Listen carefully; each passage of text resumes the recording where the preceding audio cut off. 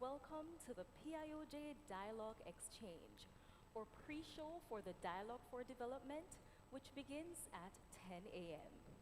Today's discussion is guided by the theme, And I am ushered by internationally renowned global populations dynamics specialist, Dr. Jose Miguel Guzman, to climate shocks. Ashley. Before we transition to the distinguished lecture, we will be hearing from industry experts across the social, economic, and environmental sectors. The conversation promises to be insightful. We also want to hear from you, our online viewers. Throughout today's discussion, you will be provided with opportunities to engage with us in the comments. Please stay tuned.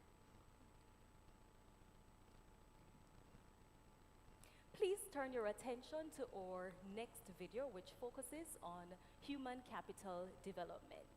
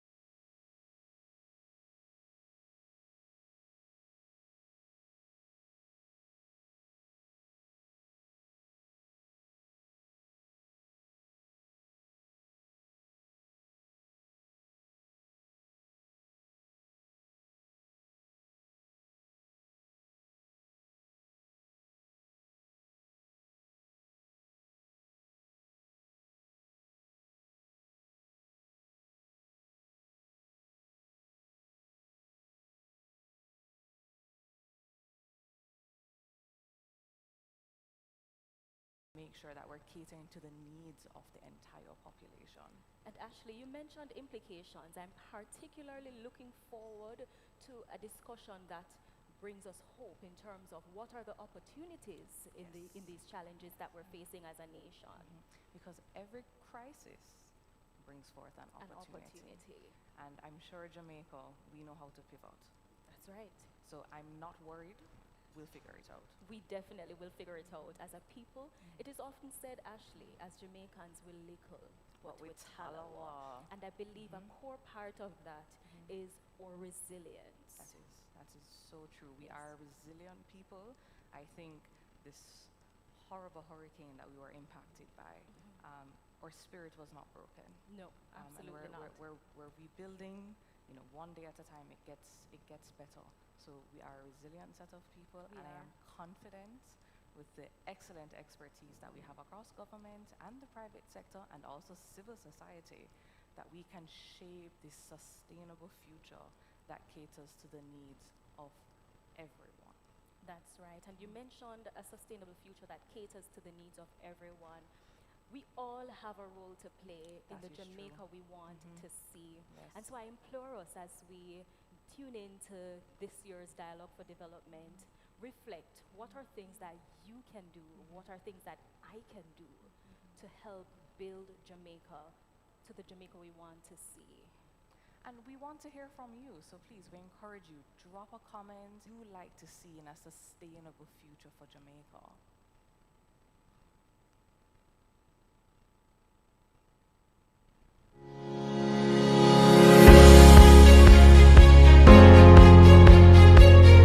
Human Development Index. The Human Development Index, HDI, measures a country's key areas of human development such as long and healthy life, education, and decent standard of living. These are measured using data on life expectancy at birth, mean years of schooling, expected years of schooling, and gross national income, GNI, per capita. Evaluating a country's potential for individual human development offers an additional development metric beyond the standard measure of economic growth, GDP, which we discussed in our previous video. The higher the HDI, the better. A higher HDI means a better standard of living, with improved healthcare, education, and income opportunities. In the 2023-2024 HDI report by the UNDP, Switzerland tops the international list with an HDI of 0.967 out of 1, while Somalia is at the bottom with 0.380. Jamaica ranks 115th with 0.706, and St. Kitts and Nevis leads the Caribbean with 0.838. For more on the HDI or any growth-related matter, please contact the Growth Inducement Program.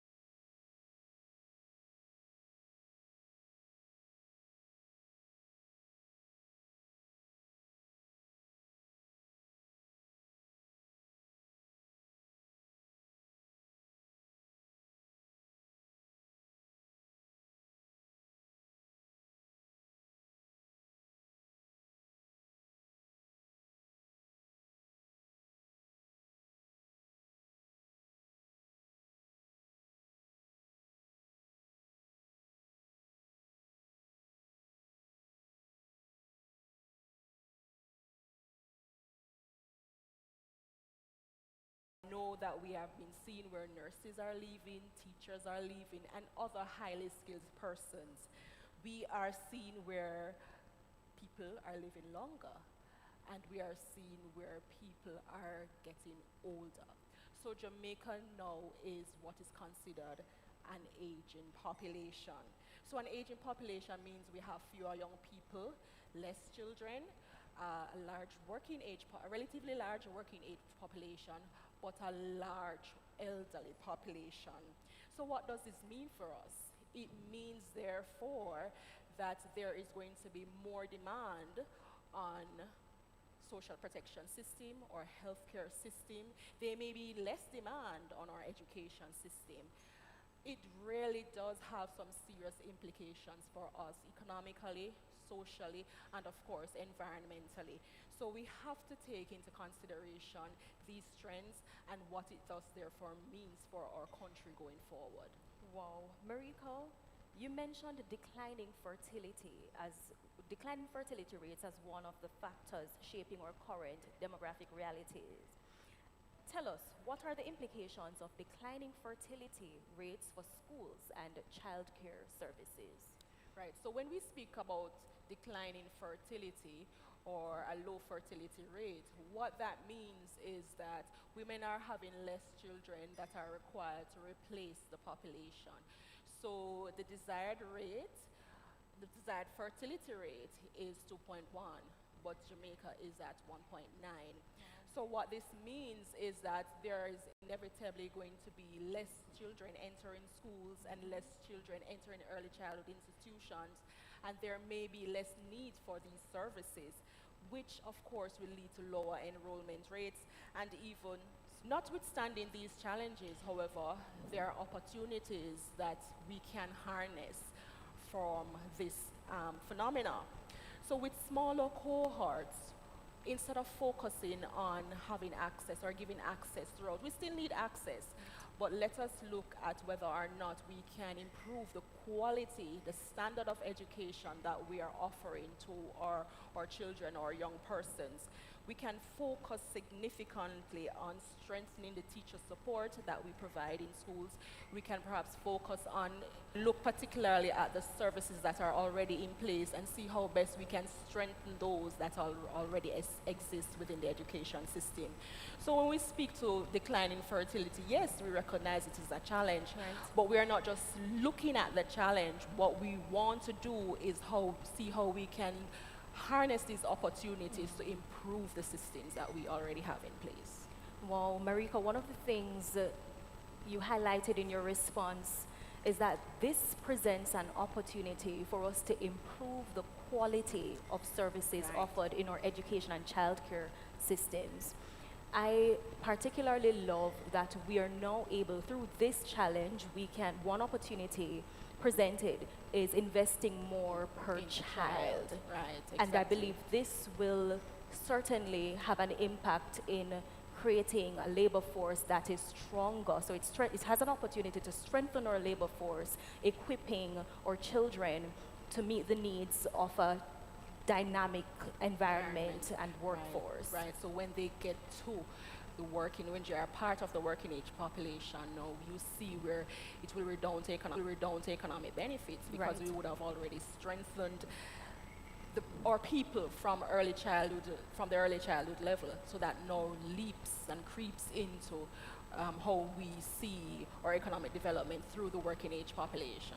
Excellent, Mareeca. Thank you so much for your response. My final question: Jamaica has a significant working age population. Are we fully benefiting from this demographic opportunity? So that is the million-dollar question, because as I said, we have a strong working age population. That means people within the age cohort that are supposed to be supporting economic development. We have a large mass of that people. So Jamaica does have a significant working age population, which presents what we call the potential for harnessing the economic activity. We call this the demographic dividend. So this is where you have a particular group of individuals that through productive engagement or through productively employed or productively engaged. However, I think that we are not fully maximizing on that dividend. And we see where, while many Jamaicans are of working age, challenges such as youth unemployment abound. We see challenges particularly in skills mismatching. So those who have particular skills, they are not being utilized in the areas that they should be utilized in. We have a huge informal economy, so informal employment is very large. And as I said before, migration, particularly emigration of our skilled workforce, is another challenge that we have. So a large working age population only translates into economic growth if people have access to entrepreneurship, if they have access to economic development, relevant training, entrepreneurship activities, and if there is a supportive business environment. So to truly benefit, Jamaica must continue investing in our education from the early childhood level and up to the tertiary level. We must continue to look particularly at our skills development and our skills training institutions, to look particularly at what they offer. Are they offering fit for purpose, and are they offering things that are relevant to the context today? We are looking particularly at the need for technological advancements. Are we at that place where we are supporting these new skills, these new access to technology? Are we creating pathways for entrepreneurial development, especially for our young persons? So we have to look particularly at what exists to determine what we need to improve. What are the gaps that need to be filled so that we can harness the opportunities that this demographic dividend presents, because it is a window of opportunity. And if we do not harness this opportunity within a particular time, we are going to lose this. So investments must be strategic. The policies that are in place must be relevant and contextual. And as a government and as private sector And as civil society organizations, we have to work together to ensure that this dividend is harnessed, the opportunities are harnessed, so that we can see economic and social development. Mareeca, your responses have left me hopeful.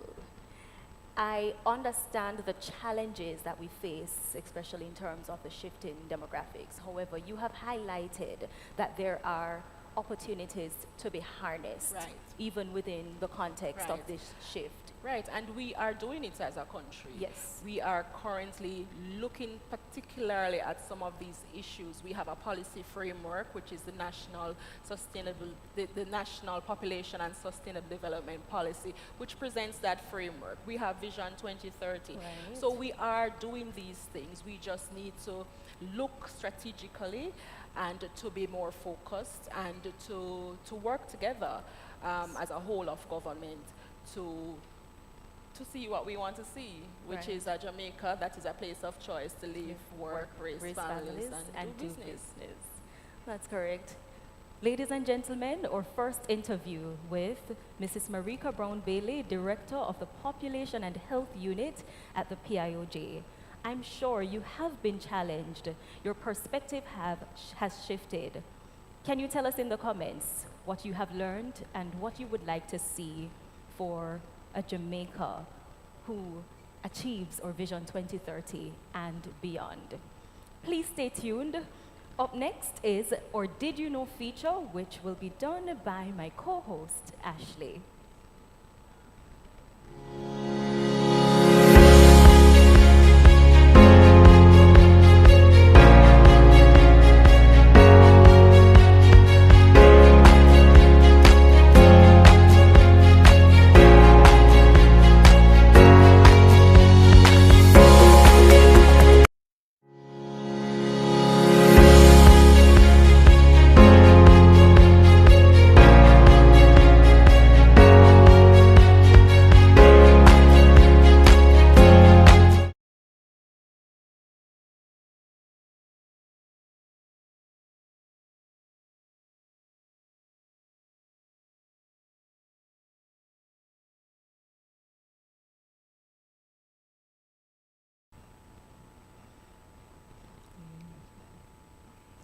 So now we shift gears to our Did You Know feature.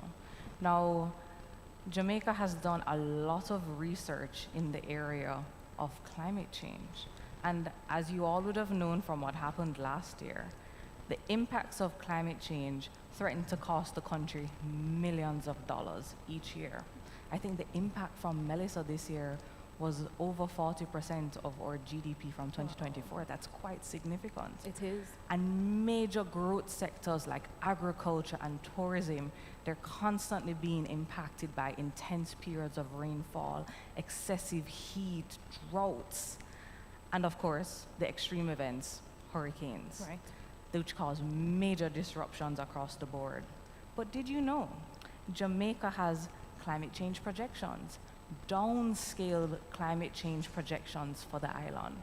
Now, these reports are called the State of the Jamaican Climate. And we have 3 editions. They are publicly available at the PIOJ's website, www.pioj.gov.jm. And these reports were jointly prepared by the PIOJ and the UA Climate Studies Group at Mona campus. And they were facilitated through the PPCR project, the Pilot Program for Climate Finance. The Pilot Program. And these reports, they explore the potential impacts on key sectors and recommendations on how best to address them. So we looked at sectors like agriculture, water, tourism, health, human and coastal settlement, and we dove into how will these sectors be impacted. It's not to say that other sectors are not important, but these were identified as priority sectors. We spoke about the sectors that drove growth, and even human settlement. I believe it's over 75% of the population that is located along the coast. We have critical infrastructure that's along the coastline. Right. So that was something that we thought was very important to explore. It is, Ashley. And these reports, it serves as a first point of reference for observed and future trends in temperature, rainfall, sea level rise, solar radiation, and of course storms. And it's important to have this for the perspective of a climate resilient economy. Right. We need to know where to build, how to build. So it's very important to inform this decision making at the national level, at the local level, and also at the community level. So industries like agriculture or farmers will know what crops to plant, Right. where to plant them, when to plant them, because we are observing shifts. And don't worry, when you visit the PIOJ's website, you will see a large technical report. But there's also a summary report that breaks it down in simple language. So don't be deterred.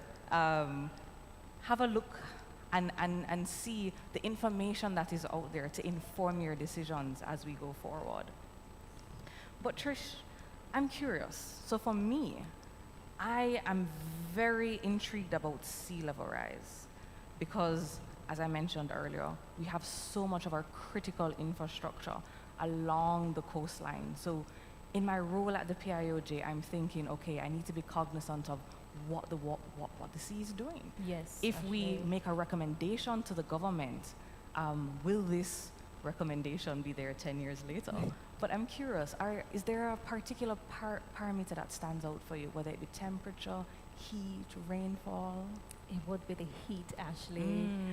A large cohort of our population works outside.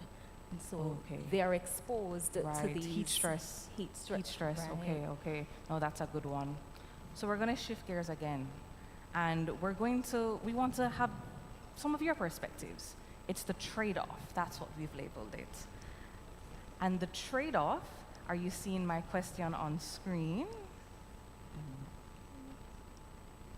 Well, whilst we're loading it, we're gonna explore, we want to hear from the audience. What would they do with this option? Do you think you would choose to invest in? I believe we have $10 billion. $10 billion. $10 billion. What would, and the options included coastal infrastructure protection, youth skills and development, elderly security. That's a little bit of a struggle for me because I believe in development, youth development and skills training. Elderly security initiative, I believe Okay. a lot of our elderly security initiatives can be strengthened. Okay. This is an opportunity for us to provide greater levels of support in Okay. terms of health care, pension, financial security for our elderly. So that would be my choice, actually. That's an excellent point. Now, these options, it's really hard to It's choose. They've asked us to prioritize one. Now, I'm an environmentalist by trade, Yes. and I am leaning towards the coastal defense. And I'm thinking I would love to see a blend. So a blend of green infrastructure like mangrove ecosystem. It provides a multitude of co-benefits. So not only shoreline protection, but it supports our fishers because the mangrove ecosystem creates a habitat for fish. And I do love a steamed fish with bame, I must say. You're looking at revetments. And I have seen instances where they do a blend. So we have both of them, and they're working in conjunction with each other to just bolster our coastlines. And my hope is that should we be hit by another hurricane of this nature, that the destruction is not as bad because we have invested heavily in preserving our coastline and bolstering it to make sure that communities cutting off the roads. So I'm leaning more towards the coastal defense system, but their needs are going to expand, Yes. and we need to make sure that these social provisions and also financial provisions are in place, so yes. that we're leaving no one behind. Absolutely. That's the Jamaica we want to see, Ashley. And many of our elderly um, servants, or many of our elderly persons would have served so much and given Right. so much to Right. building Jamaica to where it is now. And I really would not want to see them struggling to make ends meet Right. when Right. they right, need right. us most. Right. So I think, boy, Trish, it's hard. The budget.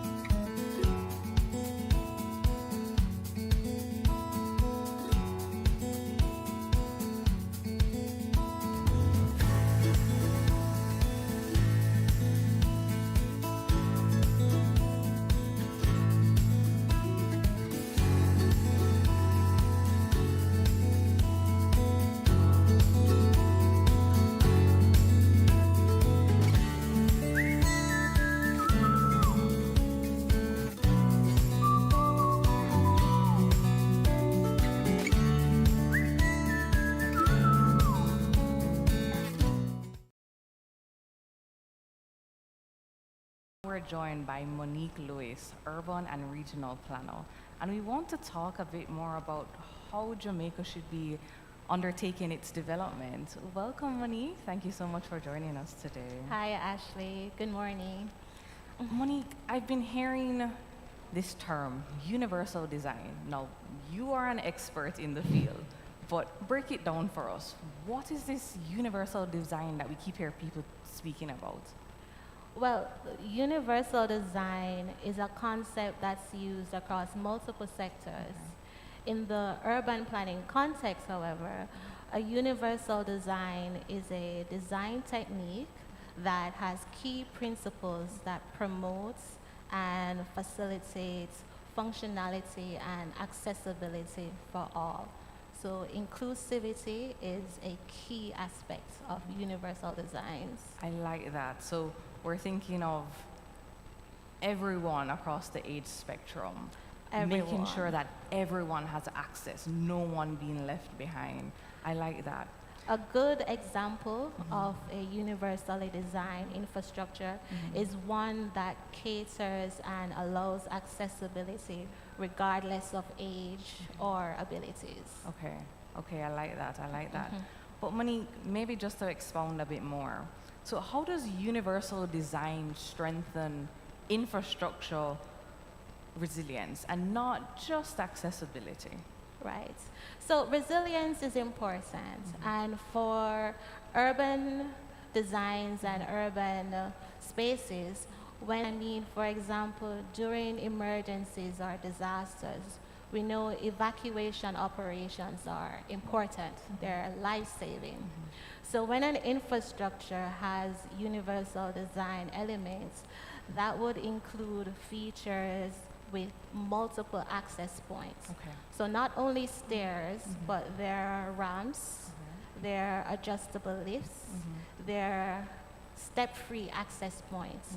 So that reduces the bottlenecks that may occur during evacuation operations. An additional feature that can be mentioned is tactile surfaces or multiple communication modes, whether that's emergency alerts using visual alerts or audible alerts.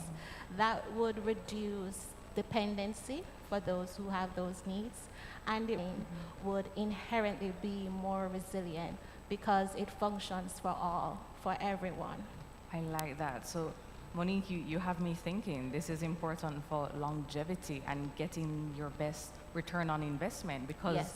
it sounds that if we build with universal design in mind, we don't have to retrofit down the line. Exactly.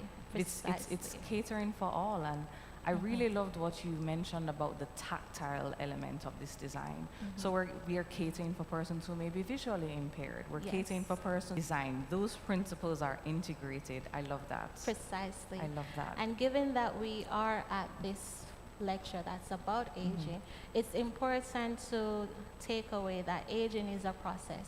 So even if you aren't visually impaired, Right.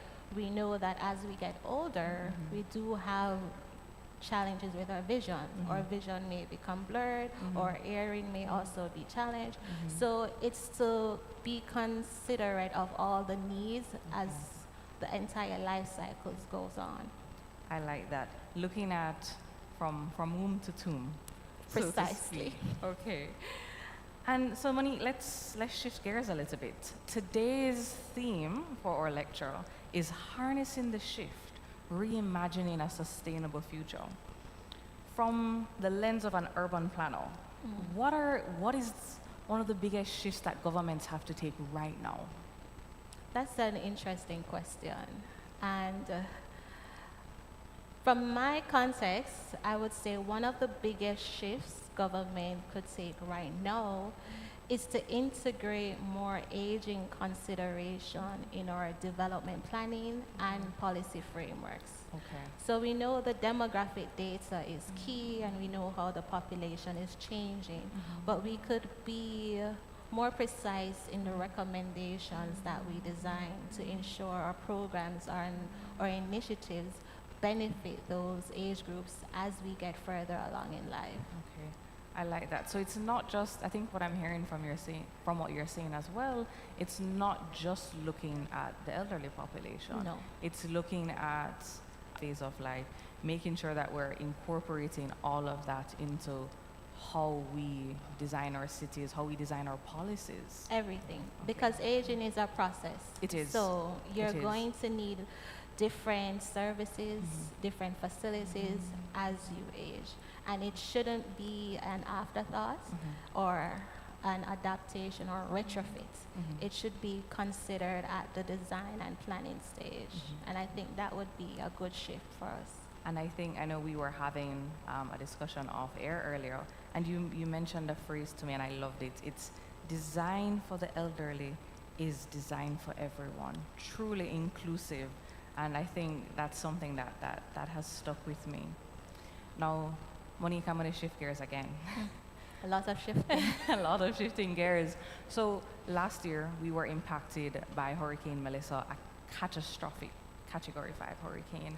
And the matter of shelters came up in public discourse.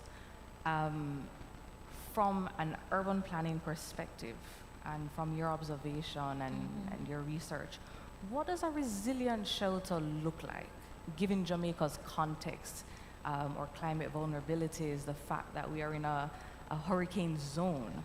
What does a resilient shelter look like? Okay, that's a great question, because there are structures that we know are designed for climate resiliency. But a resilient shelter is a structure that's designed and being a shelter means that it not only looks at structural safety, but it should now be designed with dignified spaces for the users. It should ensure that it has medical storage.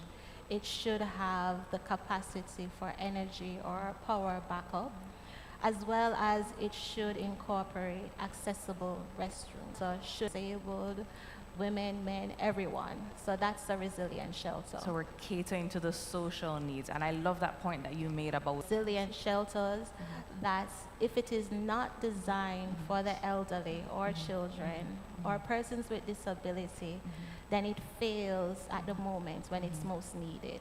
Are there any regional best practices that we could draw on? Yes, it is each year during the hurricane season.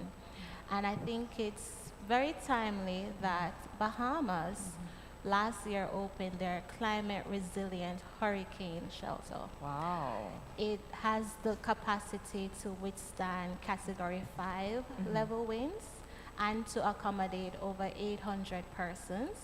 It was built with universal design, so it Okay. includes disability inclusive features. It has a industrial kitchen. It has medical spaces, dedicated medical storage spaces, and it's multi-purpose. So I think what Bahamas has achieved last year could be used as a model for Jamaica to look at in building dedicated, resilient shelters. Thank you so much, Monique. You shared so many insightful insights from the perspective of an urban planner. And we look forward to the main lecture, where I'm sure we will dive into this a bit further. Thank you so much. Stay tuned.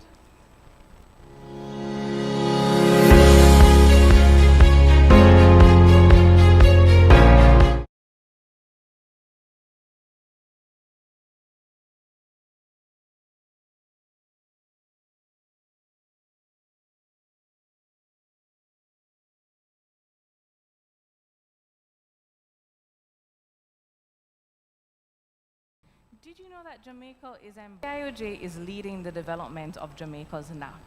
We've gotten funding from the Green Climate Fund, and the PIOJ is implementing. Yes. And this project is geared towards strengthening Jamaica's adaptation, planning, and implementation framework. We're also thinking of the design of adaptation solutions, engaging the private sector, and of course, increasing access to adaptation financing, because it is expensive. We will need those resources. And this has been so far an inclusive process. So we've had consultations with private sector, we've had consultation with the public sector, we've also had consultation with civil society. I'm curious. A discussion you had with Monique. So a part of my plan would be infrastructure that is able to withstand, so sustainable infrastructure that is able to withstand in high climate risks. Right, right. So infrastructure that can withstand climate shocks. Right. Because of yes. course we are in an area where we're being impacted by hurricanes, and in our State of the Jamaican report, they have indicated that the likelihood of more intense storms forming in developing states, hurricanes have become a part of normal. Yes, How do we adapt to this? I think for me, when I think about adaptation planning, again, environmentalist by heart. That's your heartbeat, Ashley. I would love to see the integration of more green infrastructure. So we have building our coastline. I would love to see the day when Jamaica is surrounded again by mangroves, because of course for development we had to do some modification. Yes. But I'd love to see the involvement of more natural solutions, because I think it helps with our well-being. I know the Minister of Health and Wellness has spoken extensively about how green spaces impact our mental health. And of course, you had mentioned heat stress earlier. Yes. If we have more trees, it brings down that ambient temperature so that you can walk on the road to Emancipation Park just around the bend, enjoy a stroll, and you don't feel as though you're burning up. Right. So There's that's just a difference in green spaces. It is. It feel more is. relaxed. And of course, we have to include everyone.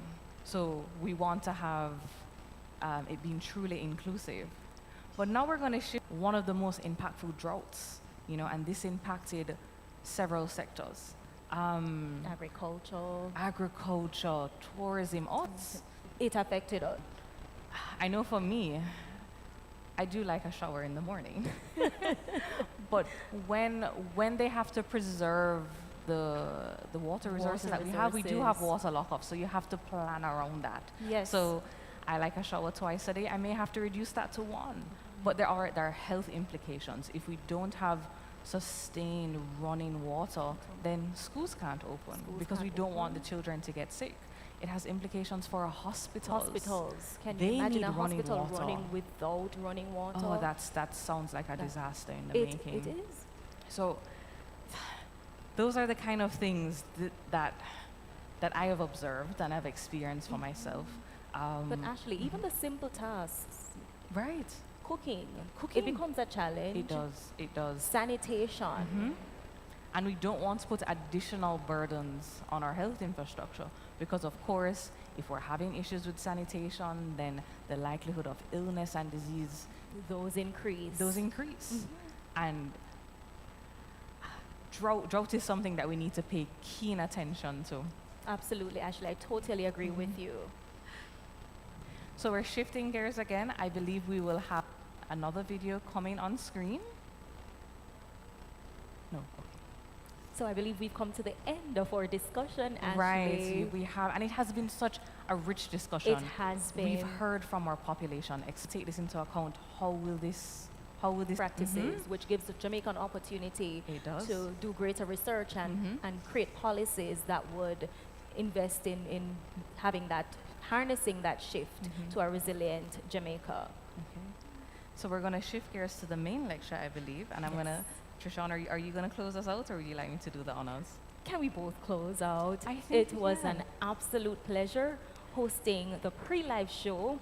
We will now transition to the distinguished lecture, which will be facilitated by Dr. Jose Miguel Guzman. Thank you for joining us. Take care. Take care. Bye-bye. Bye.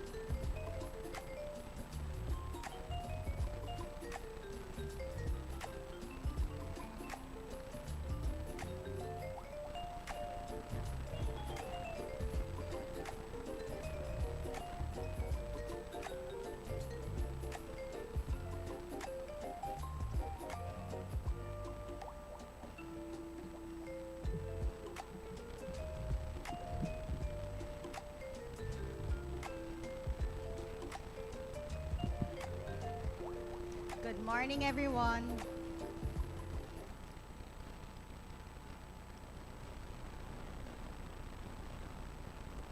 I invite you to stand with me for the national anthem of Jamaica.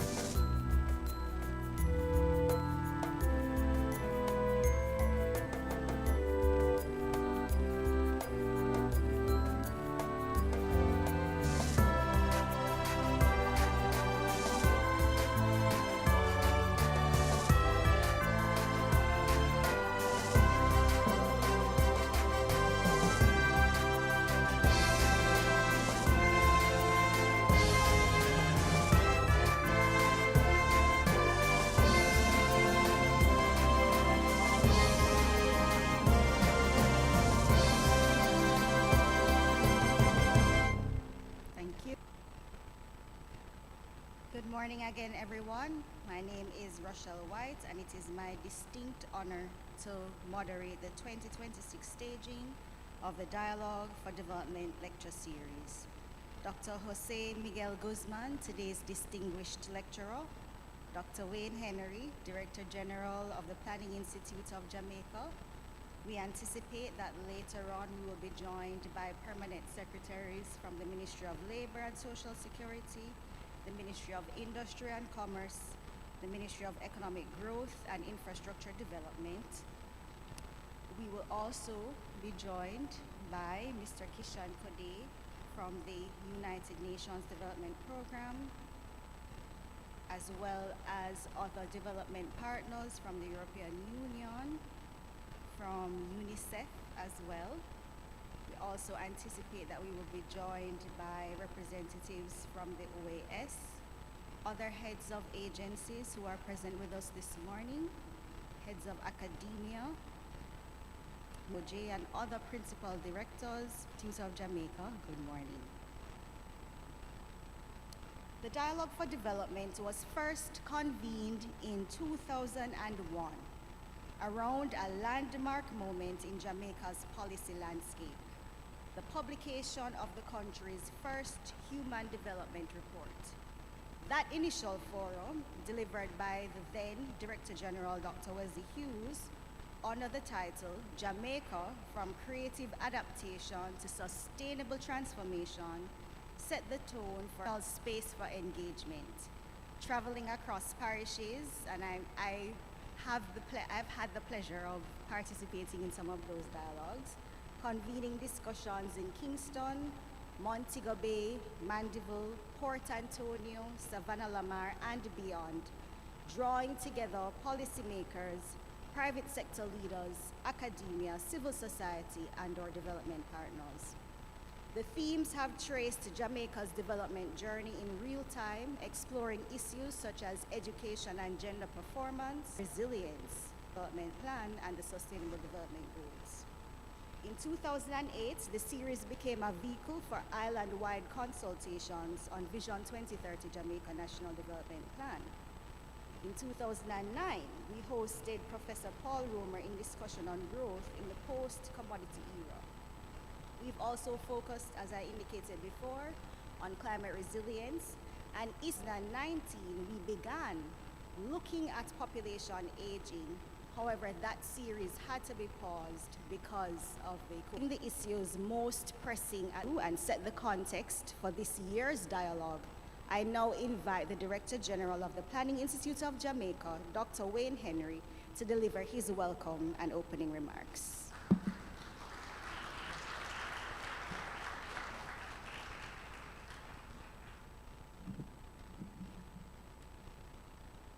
Today's moderator, anticipate the resident representative of the UNDP, as well as the UNICEF, heads of cooperation of the European Union. I see our colleagues from the EU, and of course, representatives of OAS, members of the board of the Planning Institute of Jamaica, Wesley Hughes, former head of the PIOJ. I'm not seeing Dr. Hughes, but we know he should be joining us also. Members of the media, ladies and gentlemen, good morning. Somehow we say it twice, right? Good morning. Discussing Jamaica's development or demographic transition, and I think we are somehow all a part of that. And they tell us that as you age, three things begin to happen. Right? One, they say, you begin to forget things. I forget 2 and 3, but that's what they say, right? But certainly it's my pleasure to welcome you here this morning to the Planning Institute of Jamaica's Dialogue for Development Lecture 2026. Since its establishment in 2001, the Dialogue for Development has served as an important national platform for informed and forward-looking discussion on issues central to Jamaica's development agenda. It reflects the Institute's enduring commitment to grounding policy in evidence, global insight, and inclusive engagement. The dialogue was never intended to be ceremonial. It was designed as a space for disciplined thinking, where Jamaica pauses to interrogate the forces shaping our future. Today's lecture takes place at a time when structural shifts are accelerating. Demographic transition is altering the composition of our labor force and the demands of our social systems. Climate vulnerability is imposing tangible fiscal and developmental costs, and technological change is redefining productivity, competitiveness, and inclusion. At the same time, global economic uncertainty continues to test small, open economies such as ours. These are not isolated developments. They are interlocking dynamics that require policy coherence, strategic foresight, and institutional discipline if we are to mount an effective national building approach, but to social equity, environmental stewardship, strong institutions, and an improved quality of life for all Jamaicans. Realizing this ambition demands more than program-level adjustments. It requires alignment across the economic, social, and environmental and social protection systems that are responsive yet fiscally responsible. It requires human capital, harnessing the shift, advance the goals of Vision 2030 Jamaica. We must anticipate these shifts, assess their implications, and position ourselves strategically. Sustainable development requires not only resilience, but also foresight. Fora such as this provide an opportunity to reflect, interrogate, and refine our approaches. We are therefore very pleased to welcome Dr. Jose Miguel Guzman to Jamaica to deliver this year's lecture and to share his insights, drawing on his global expertise in population and development dynamics, the analytical work and policy leadership that have shaped international discourse on demographic change, social investment, and sustainable development are directly relevant to the decisions that small island developing states, such as Jamaica, must now confront. May today's discussion find Jamaica's future. Again, welcome, and God bless you all. Thank you.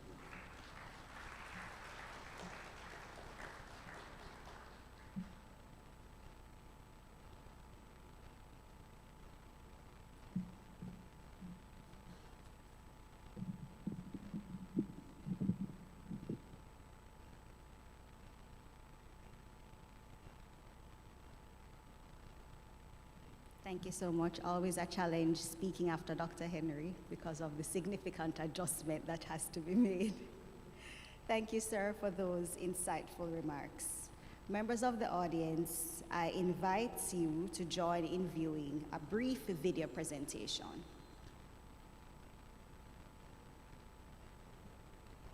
Like the tides that shape our shores, Jamaica's population is shifting, growing older, growing slower. and growing smaller as many leave our island for opportunities abroad. These changes aren't unique to us, and Jamaica has a plan. Bold actions in the National Population and Sustainable Development Policy and Program of Action. The national goal is a balanced population growth that supports the well-being of all Jamaicans, children and youth, working-age persons and older persons, adequate services for persons with disabilities and other vulnerable groups.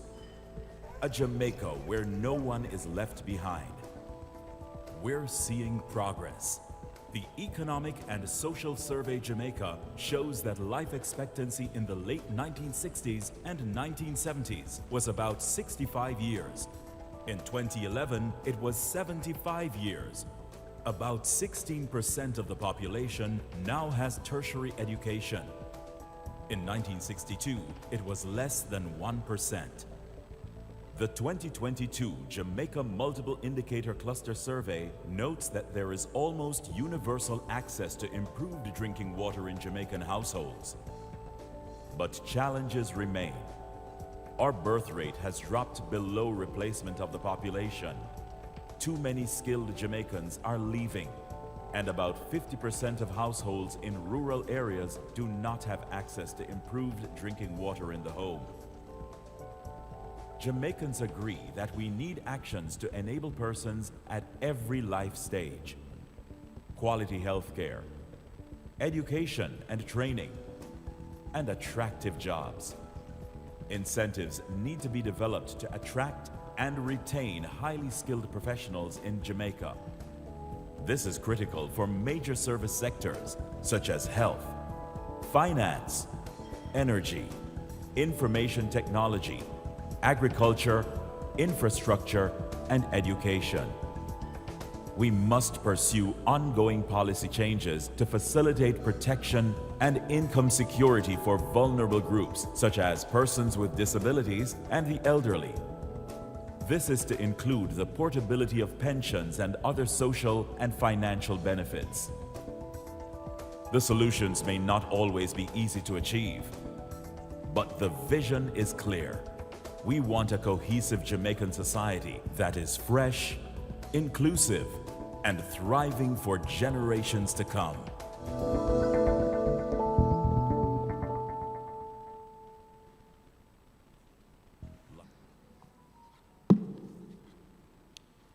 It now gives me great pleasure to introduce our featured lecturer for this year's Dialogue for Development, Dr. Jose Miguel Guzman.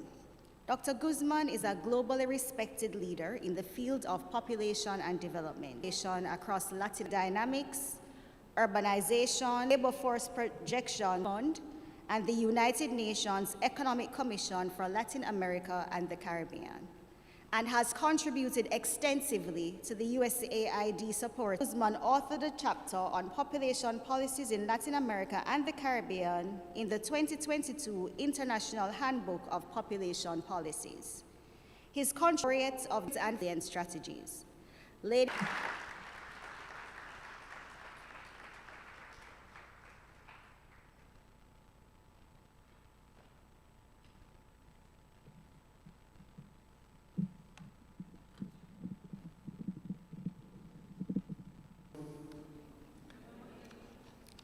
Distinguished audience,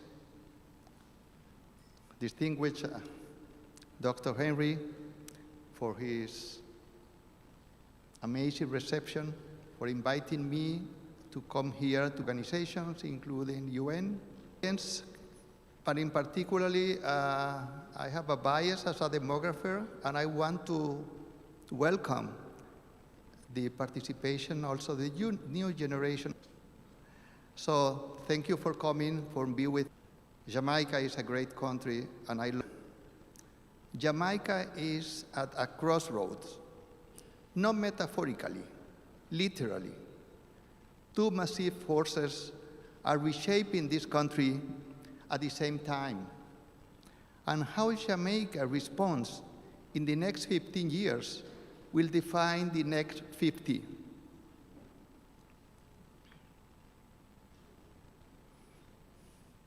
What we, What we will cover today, we begin where Jamaica has just been, Hurricane Melissa. From there, we move to the two transitions happening simultaneously, climate intensification and demographic transformation. We'll look at what this means for all the Jamaicans, for young Jamaicans, for women, for the economy. And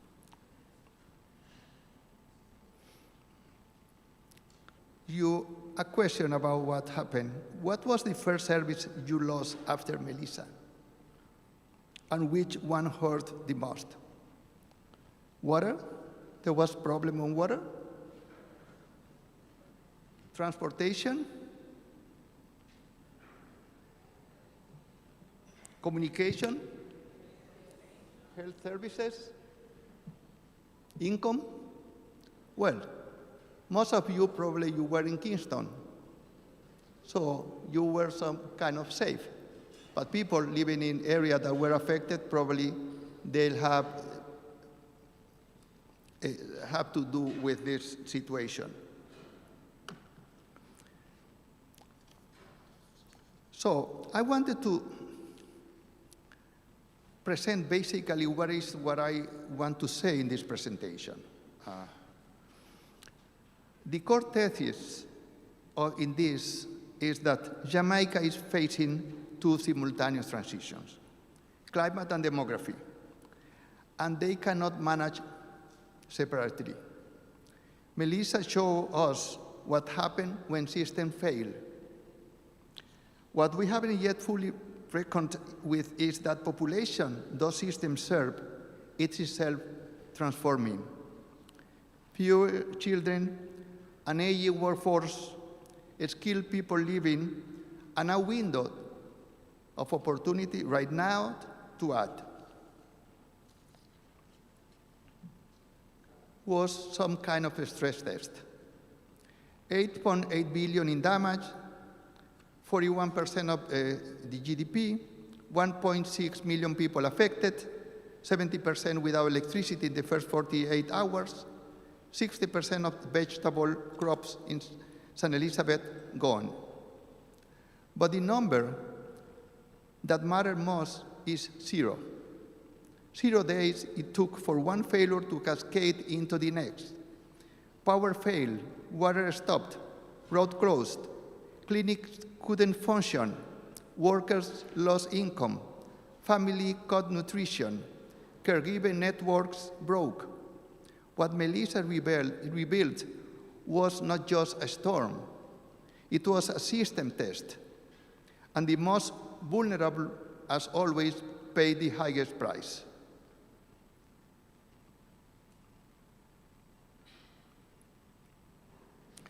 But Jamaica responded quickly, with institution and with heart. And hold that, because it matters. For displaced families, community response. Neighbors reopening roads together. Generators shared with strangers. People checking on the elderly before asking anyone asked them to. Faith community organizing shelter.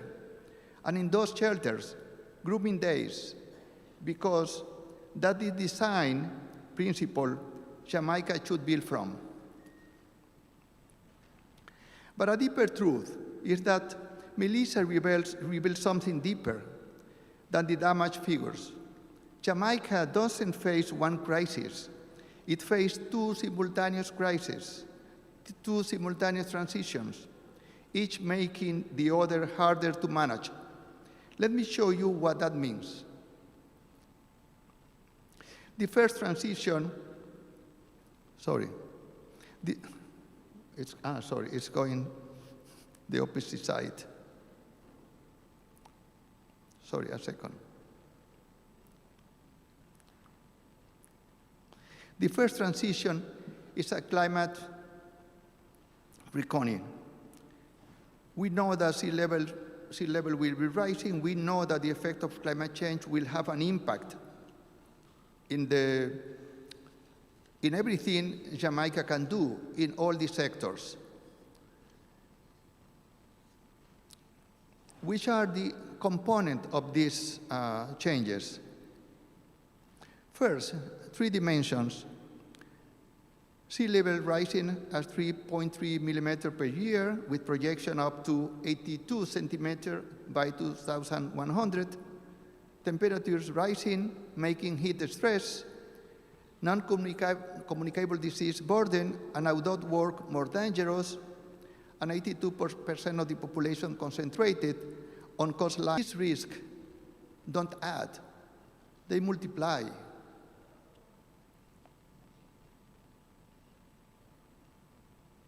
Let me,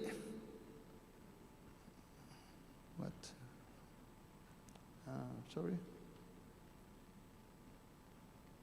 Okay. Because of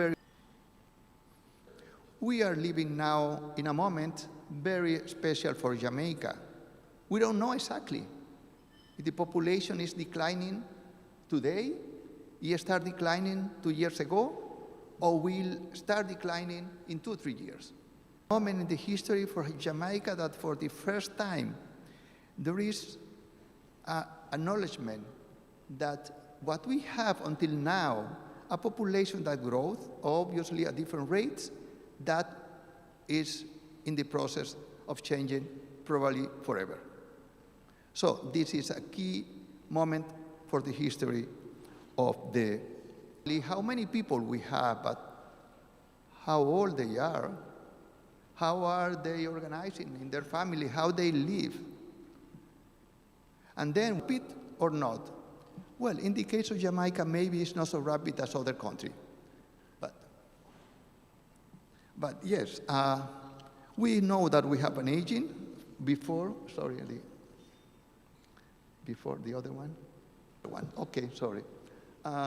We mentioned, but also we have a younger population that is decreasing. And finally, we have smaller households. Probably more and more there will be people living alone. And that changed completely the equation of services we provide. How we get to the people, how they live, how they interact with others. And all that matter in any policy that has to do with social, economic, or environmental issues. I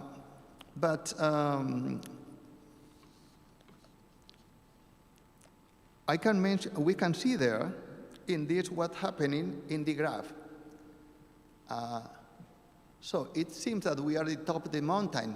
Usually, we are celebrating when we arrive to the top of the mountain. This is what people that go to the Everest, they think. But in this case, we know that we are going to a moment of a situation where the population will be less and less. And this has not the same effect for somebody that just has climbed the Everest. So it may challenges. We know, for example, in terms of the population, the young population, the 0 to 14, 40% of reduction. From now to, from 2019 to 2024, we have a population that, we are showing that one, yes. There, this is the population projection. You see that the labor force, but the young population started declining in 2000. It's not something new. We have less kids in the school, less students at university, and this will continue. The fertility continue declining or stay as it is now, we will have that in such a way that in 2014, just some less than 15 years,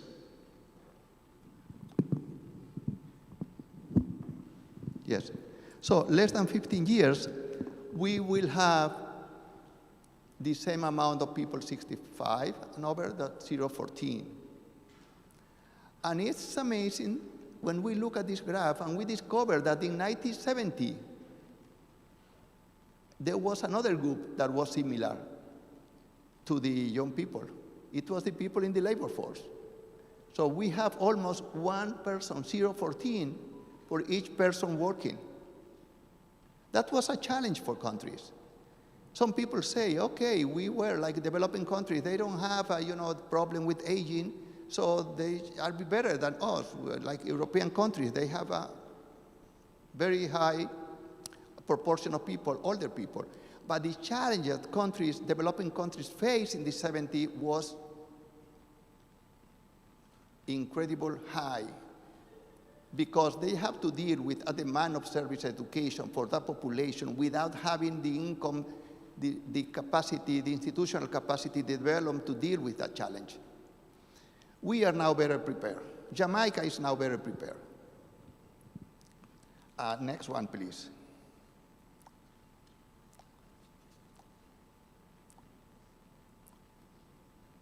Next.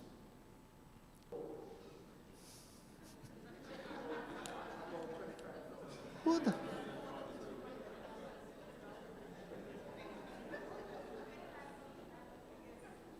You know, when you start looking at serial TV and you start with the last episode,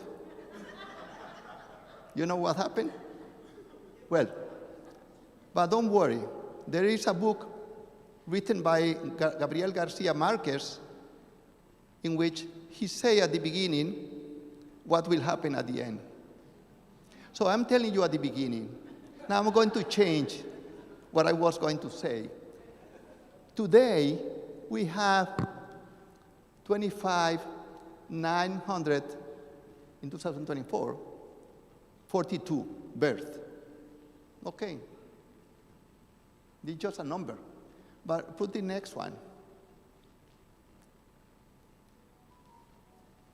Press again. Do you know how many we have? She's playing with you. Do you know how many we have in 2019? 35. So we have in 5 years a reduction in Jamaica of 1/3 of the number of births. This is something that we need to look at.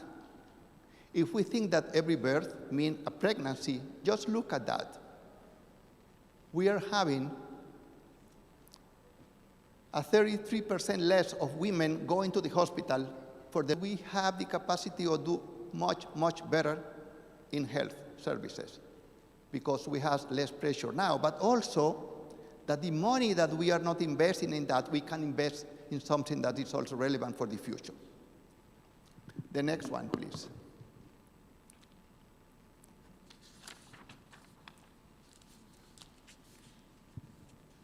Three forces are driving this transformation, and we need to look at them separately. Before demographers, we know very well that we talk about fertility. One of the most important change Jamaica is facing and will be facing in the next decades. Fertility collapse. What happened with fertility? You see the result, fewer children. From 4.5 children per woman in the 70s to 1.9 today, below the replacement level of 2.1.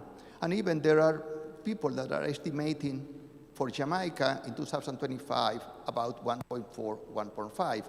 But please don't use this figure because I'm not sure where this figure comes from. But it's very possible. 5 means that we are, if it's to 1, the level of replacement, that means that we are at least 20%, 25% below the replacement.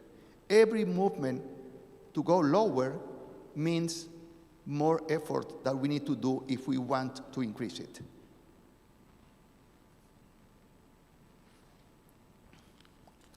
The other is sustained immigration. Well, 60% of tertiary educated Jamaicans live abroad. This is a statistic I have. 500 specialists, nurses lost every year. Remittances are real, yes. 3.36 billion, 15% of the GDP. But obviously, the resources coming to Jamaica for remittances, the same coming from other Caribbean countries, are very important. And it's a way to compensate this demographic lack of people. But one thing that I think has not received the attention that it deserves. It's not fertility, it's mortality. And I would like to ask you, what's happening? Because estimates for United Nations are telling us that the life expectancy has been more or less stable for 3 decades. But we don't know what's happening now because we don't have, at least, I don't know if we have it yet, a life table saying that we have this calculated, the mortality rates, probability of dying, probability of surviving, and then we built a table that tells us what is the life expectancy at 0 or any age. What's happening today with Jamaica? This is a question that we need. If mortality has been stable for 3 decades, this is one of the most important national crises Jamaica is facing now. Next, so let's see more in details. Now, the next one. Yeah, the following. No, go back, please. Adolescent fertility has been reduced, which is a sign of progress. It's very important. The country has invested a lot in the last 20, 30 years in trying to reduce adolescent fertility, and this is happening. It's not only happening in Jamaica. In Chile, they have had an incredible decline of adolescent fertility. It's going so fast, the decline, that you cannot even imagine how that happened. In Dominican Republic, it's happening also the same. Something is happening that is leading to a change which is very positive. Obviously, it has an effect on fertility, because the later you start, the less kids you have. But independently of the demographic result, the fact is that we have an important sign of progress. Next, please. And then, and those who are here are not living as long as they should, what I was talking to you. Let me show you this graph. And I will give you some seconds for you just to look at this graph and tell me what you see there.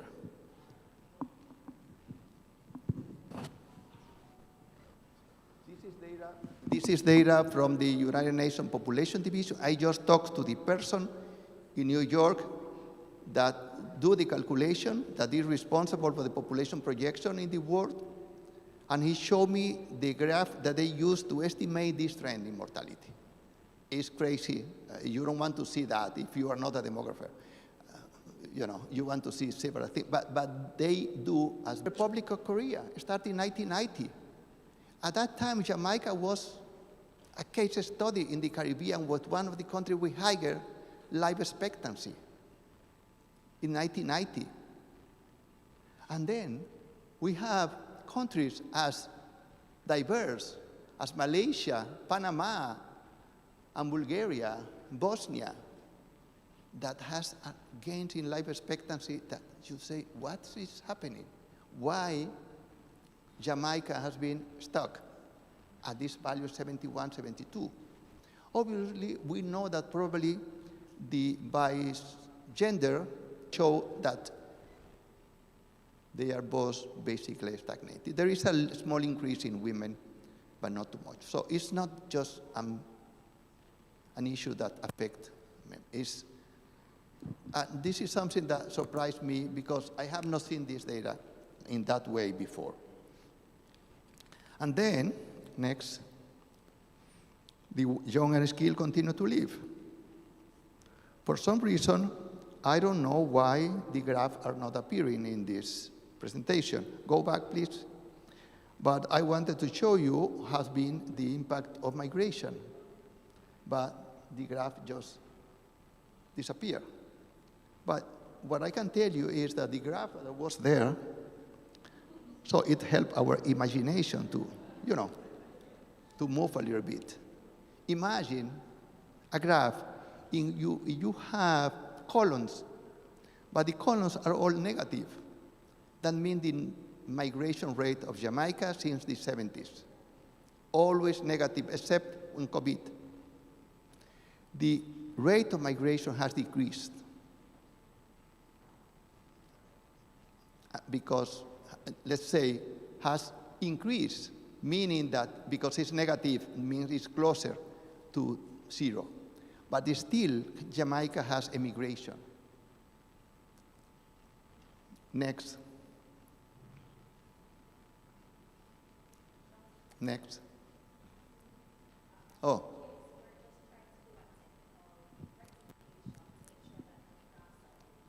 Okay. But in the meantime, I can, yeah, just a second.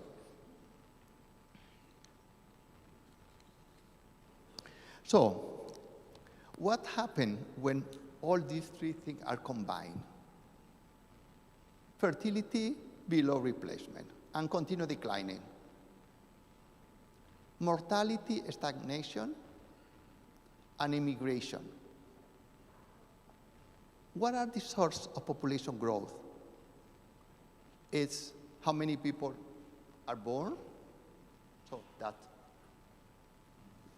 creates the movement. Second, and third, they stay here. Or some people move, another come. So, what happened in Jamaica? The three have negative effect. When this situation happened, it's what I called the perfect storm of demographic decline. That means that everything worked together. You can move to the next, because I'm not going to go back now because, you know, but yeah, next. Where this shows the graph? Next. Okay, now, what we have now is what I call the perfect storm of demographic decline. Low life expectancy, high immigration, very low birth rate. Is that particularly the case of Jamaica, and is any other country in this situation? Well, I have been working recently with North Macedonia, which is a country of the Balkans, and they have something almost similar. Maybe mortality level that other countries of Europe in that area have. But they have very low fertility, and they have problem migration. And for them, it's more complicated because now they are negotiating with the European Union, free movement. They enter to the European Union, that means free movement. So people, young people, they will move to one place to the other. Next. But also, from a positive side, we are in the middle of a once-in-a-generation window of opportunity. Next. This is the dependency ratio for Jamaica from 1970 to 2025, where we are now by data from the United Nations population projection, and we have now here what we expect. So it happened that we are now in the best moment in terms of dependency ratio. But we will see that soon that will increase because we know that number of and proportion of older people will be increasing. And then what does that mean? That means that Jamaica has 15 years or so to act, to use that windows of opportunity. The fact that there will be less women going for pregnancy, for delivery in the hospital. This is part of this.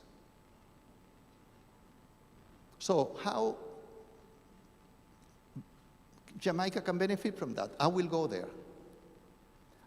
But these, what we call demographic dividends, are not automatic. We know that the case of East Asian economies that succeed in terms of development, it was because they invest in education and health and productivity. Next.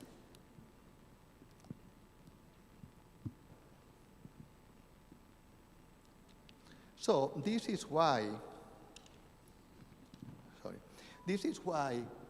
climate and demography cannot be treated as two separate things. Next.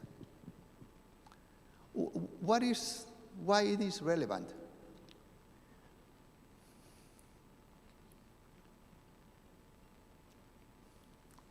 Because, as you can see there, demography change reshapes who is exposed, who is fragile, and who can recover from a climate shock.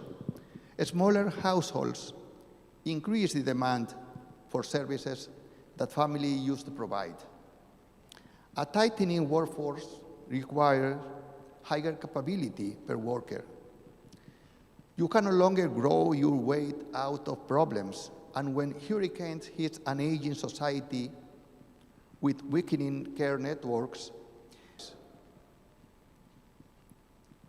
you cannot solve one without solving the other. Next. But that means that we have to consider, and I want to consider here two groups. First, older Jamaican. For older Jamaicans, sustainability means one thing, that the service they depend on do not collapse precisely when they need it the most.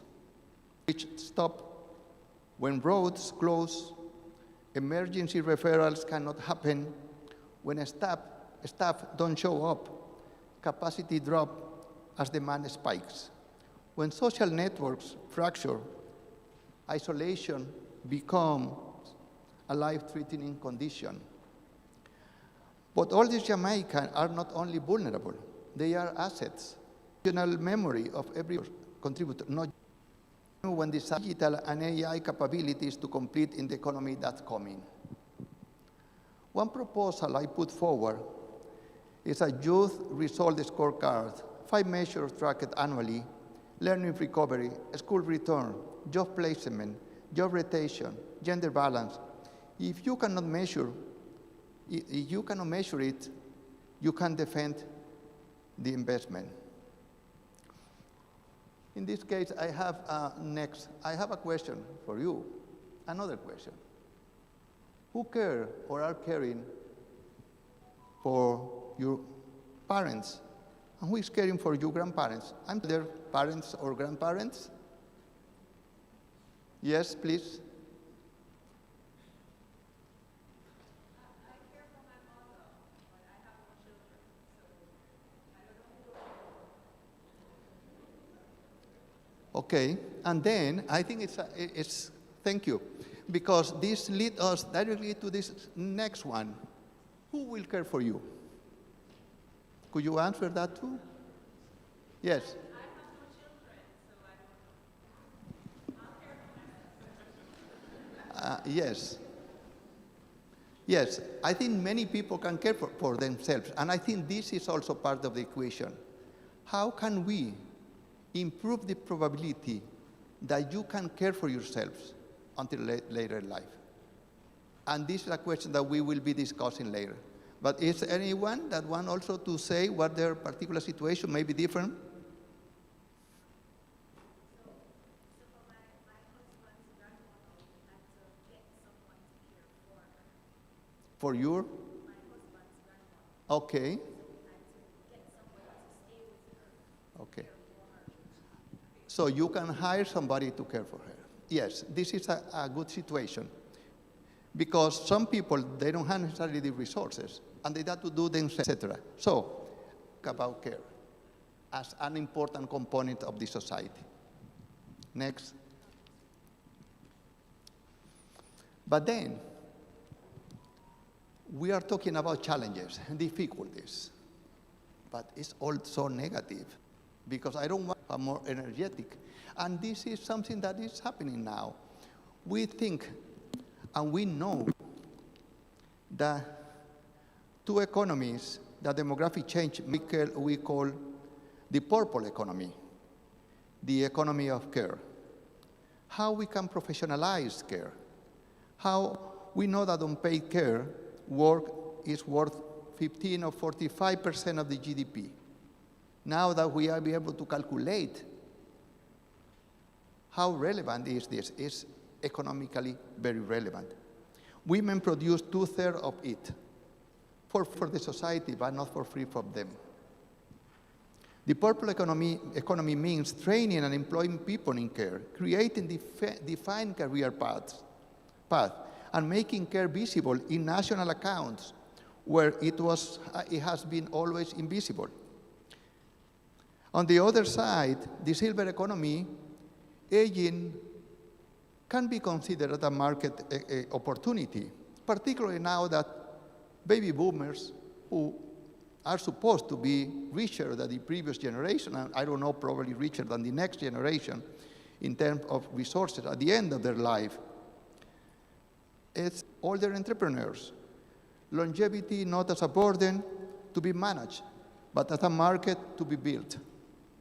Black backbone of Jamaican society, women and the care economy is finally seen, valued, and supported. Next. 45% of Jamaican homes are female-headed. Those households carry more unpaid care and fewer assets. When recovery comes, it more reach them. Cash repair services without asking them to sacrifice care to survive. And in shelters, lighting, sex-segregated sanitation, secure partitioning. These are not comfort measures. Violence and harassment spike during displacement. Safety for women and girls is infrastructure, not an afterthought. Next. So, delivering all of this requires more than good intentions. It requires an operating system upgrade. Institutions that connect, coordinate, and respond. And data that makes possible to know what is actually happening. Next. So what makes resilience operational? First is this institutional improvement in productivity. And I'm going to call it that way. We need to find a way to make institutions more productive. In an AI era, we have the possibility to make possible, to make visible these synergies that exist in different ministries, programs, institutions, and save money, time, and get higher impact because we are really working better together. AI allows us to have no excuse for not doing this integration. But it is something that in Jamaica, in all the country, but in Jamaica in particular, it's key. And we need to consider what we know about this factor. I said before that we don't know too much about what happened with mortality and life expectancy. What can be done to make that a priority in such a way that in less than 2 years, we have a new life table to tell us how many years Jamaican men and women are living in the condition now. We need to have more access to the data. I know that has some difficulties with the census, 2022 census, and I understand. I have been working with census in many Latin American countries and also some African countries, and I know the difficulties. And this round of census 2020 was one of the most difficult in Latin America. Jamaica was not the one having problems. But we need to find a way this data does not represent the situation now, or at least in the last 2 years. I can have the life expectancy for 2019. Yeah, but we are in 2026. So I think working with administrative system look better inside those what's happening. Use more geospatial data to map inequalities, to even calculate population. There is a huge project globally, the World Pop, that is dealing with that, how to estimate a small area with situation we have no data. We have the vital statistic also. Jamaica is one of the countries with best vital statistic in Latin America and the Caribbean. So let's put that in anything. I'm not going to discuss this in detail, but AI is not going to register a birth. A birth registration, the national institution is make sure to do what we are trying to do now. Well, next one, the path for adaptation. Let's talk a little bit about adaptation, because we talk a lot about what's happening. What can we do on that? We mentioned about, yes, aging, care economy, silver economy. Next one. I think what I'm trying to show here is economic and social scenarios. This is not too complicated. We can do it easy, or we can go very complex models. Yes, of course.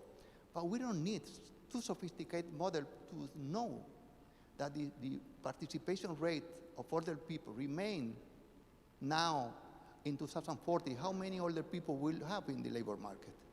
We can say that. We can even estimate a range of possibility. This is kind of thing that we can do. How we plan for services in a society that's changing demographically so fast. And we need, in terms of governance, we need one resilience lens, as I said. I'm not going to repeat that. But then, we need to invest in people across the life course, extend the demographic window opportunity, how we can do that, how we can boost productivity and labor force participation, women, young people, older workers. We say a lot about that, but how exactly can we do that? Turn aging into a growth. We mentioned about the silver and purple economy. And finally, put human capital of young people at the center. Because we talk a lot about young people, but sometimes we forget young people. Next. So this is what I think in terms of adaptation. Jamaica aligns adaptation to demographic transition and climate-driven vulnerability. It can strengthen national adaptation and be more a prosperous society. Next. But did we forget mitigation? Yeah, we need to adapt. We know it's just a challenge. And I take that as, that's why I was telling my colleagues, young demographers, before this meeting, is to try to understand what really happened. I just received this morning a paper for somebody that wrote a new theory of why that's happened. And it's compelling, has some interesting thing. But still, we are missing things. And you know why it's important? Because this is because of housing conditions, it's because of income, it's because of you are in Africa or in Europe. It happens everywhere that we are looking for. Next. And just that, take that as a free shopping list. But I want to mention something in this free shopping list. It's the following. There is something that is happening in researchers' mind or what they are studying in which women and couples take the decisions. Not only the economic context. We discuss a lot about, but suddenly talk about Finland, Norway, Denmark, and Sweden, and you see that their fertility is not more an explanation for keeping fertility high. It's an explanation for bringing fertility down. And it's one of the most positive developments in human this century, that we are getting more equality between men and women. And this is a result that is relevant, important. Important is how we do that. And something, it's a psychological process, it's how we build, people build aspirations. Obviously, the economic arena is crucial for determining the space of possibility that the person have. The social and the institutions that play a role, yes, church play a role, yes, the state play a role, the private sector, they play a role, but people are moving kind of independently of this institution in some cases. And then the society, the cultural factor. And you see, some people have compared the situation in East European countries with demographers with the situation in other European countries. Fertility is the same level, yes, but in some countries with more traditional values, the fertility is occur earlier. But at the end, the result is the same. So culture, yes, influence, but culture just influence the way things happen, not why they happen. And I think this is where we are now. And I think what happened with fertility is not a demographic issue anymore. Continue, please, next one. And also we have a lot of shopping, what I call free shopping lists of possible things. But I think you know here the situation and how it's important. I think there are two important issues in Jamaica that are crime rate has been reducing in the last year, so this is an incredible positive development. And this also affects fertility in some way. Center of this priority of increasing life expectancy is what the country does with non-communicable disease. Do we know how many diabetic people we have in 2040? We can project that. I don't know if you have done that, but it's something that we can project. And what are the implications of that? Obesity increase. What are the implications? 3 years ago, 93, she was 93, and she was living basically alone. Would I be able to do that? I'm not sure, because she worked harder than me. And then I think this is the issue, how we will be prepared, how a society with such a high incidence of NCDs will be ready to build independence. Because if not, that means more independence means less care. Okay, migration, the hot topic. Nobody wants to talk about it, and everybody wants to talk about it. And if you are living in the US and myself now,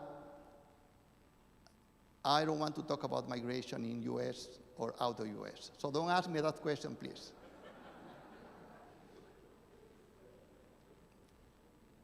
But this is something that is really relevant. I knew, I was surprised. I knew that Jamaica is bringing nurses from Ghana. Is that true? How many? 600? And I think I don't have anything to propose to Jamaica. You are already in the right track. Obviously, we need to go a little bit further, analyzing what the implications of that. Are there women going to have kids here? Are they going to marry with Jamaican men? They're going to bring their husband or their partner? Are they stay here after 1, 2 years? Are they going to try to go to US or to UK because they are now here? From Ghana to UK is a little bit more difficult. Maybe it's Jamaica the way to go to UK. How we devise that, but the most important point is that, the most important point is that you are going in terms of what we do with migration. Yes, people talk a lot about the diaspora.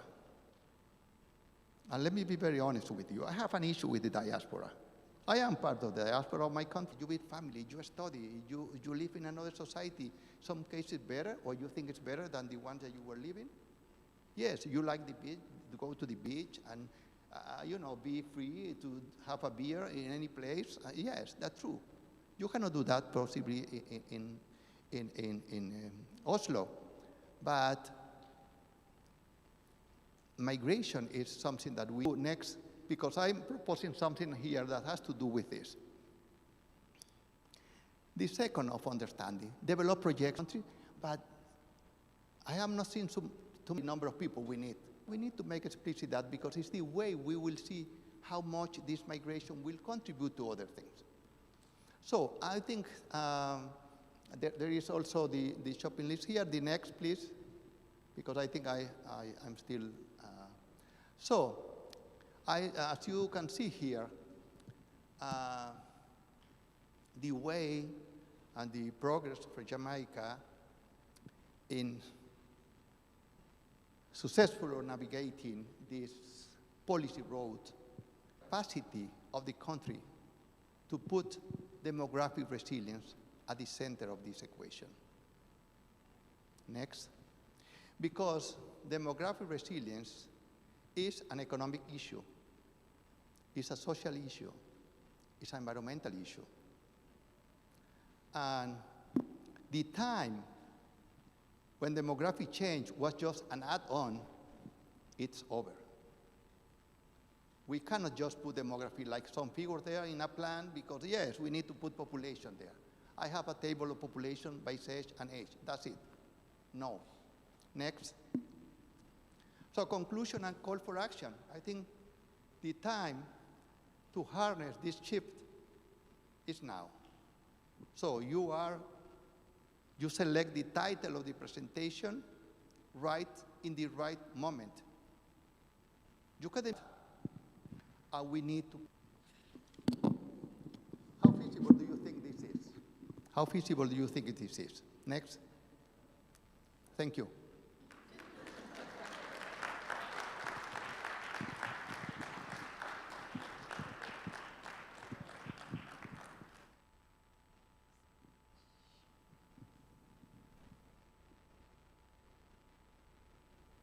Thank you so much, Dr. Guzman, for your...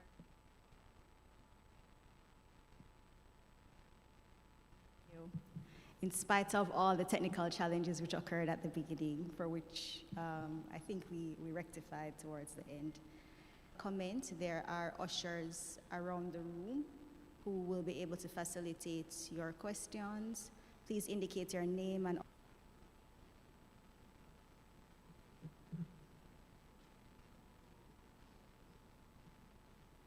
I'm from the PIOJ. Dr. Guzman, your lecture was deeply insightful and really provoked some interesting questions that I have about climate change and population aging and demography in Jamaica. Your lecture didn't specifically speak on this, but I just wanted to ask a question about climate migration and an inequality trap that might come up, and the possibility of deepening risks as it comes to urban inequality. So in particular, and then having them relocate to already strained urban settings such as Kingston. I was wondering if we are really thinking enough about how climate adaptation policy could unintentionally reinforce class stratification. Thank you very much for your question. I think this is very relevant. And I'm happy that you asked that question, because it's like I make a presentation talking about geography and not including geography in my presentation. And I didn't do it. Well, do I have a justification for that? Not necessarily. But the point here is the following.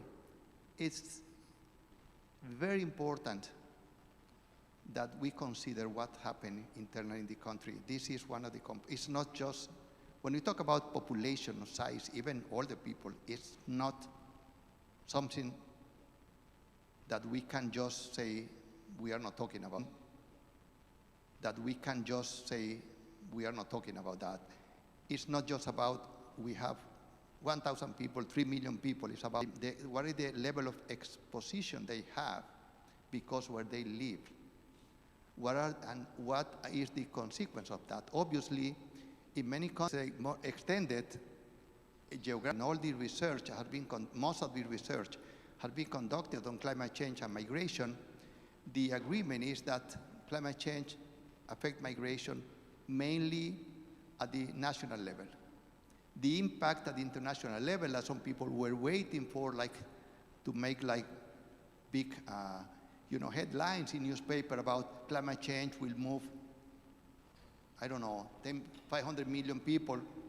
It's something that is being questioned in some way because most of migration occur internally. But one of the reasons, maybe, I didn't include too much about migration, internal migration, is because I was looking at the data, I was surprised looking at the data that the distribution of the population by parish in the last 30 years in Jamaica. And I was surprised that it has not changed too much. The percentage of population in each of the parishes has been basically the same. Yes, we have changed in Kingston area, but in the rest of the country, it seems that basically they have been keeping the old population growth, rates. Yeah, they are different, but when you look in detail, they are not so much different. So the distribution you have by parish has not changed too much. But we don't know yet if for example, the Melissa has had an impact. But this is a very important point, yes. The National Urban Renewal Policy, right? So demography is a very important part of what we do. I do have two questions for you, for your insight. So firstly, in your experience, to what extent does culture impact fertility? And are you aware of any culture-specific incentives that have been offered, and what are their impacts? And the second question is, To what extent has increasing the age at which families have children through methods such as accessible IVF played a part, if you're aware? Repeat your. Okay. So,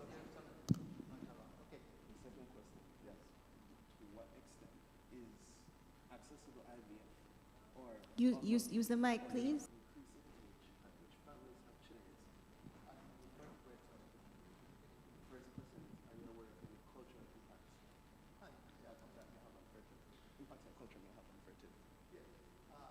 Yeah, thank you very much for your question. I will start with this. Many countries with very low fertility now are saying we can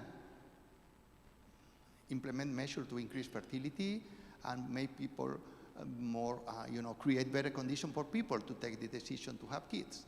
But in the meantime, there are a lot of women that want to have kids, but they cannot because of issue of infertility. Infertility related to them in the most of the cases, but also and this is a right thing to do. I think we have access to infertility treatment, but second, we need to be aware that it's not just your woman will not have a pregnancy. The rate of success is not so high in many cases. And what the women suffer in this process is also something that needs to be considered. If healthy women has the possibility, defined as cultural.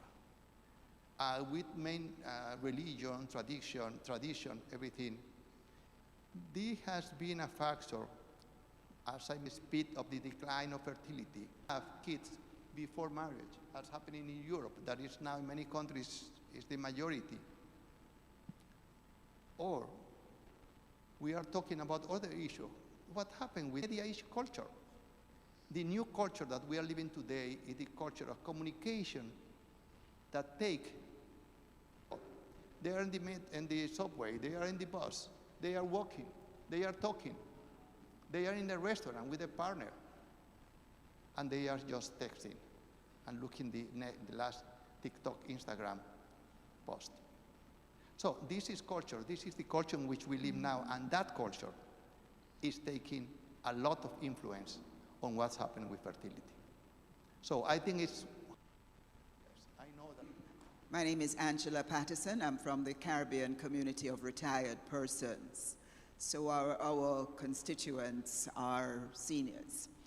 I was intrigued with your statement about the rate, the mortality rate not rising, that it has been holding of a lack of data, 80, 85. And so the question I'm really asking is, if it is that, how do we then explain the statistic that the level of elderly in the society? Do I know what is this trend in UN in New York? They work with all countries, direct estimate, indirect estimates, with all these things. Those are estimates, but those are estimates based on we need to have this estimate soon. But your question, yes, you can see that happening. We can imagine the two of them are not incompatible because one reason, the number of older people does not depend only in the mortality they have. It depends on the fertility that happened 60, 70 years before. And happened that 50, 60 years ago, there was a higher fertility than we have now. So there were a cohort, very big cohort of people. Every cohort was bigger than the previous one. That means in 1960, there was a number of births. But in 1961, probably this number was higher. 1962, the number was higher. So we are now benefiting some way for this wave of high fertility of the past.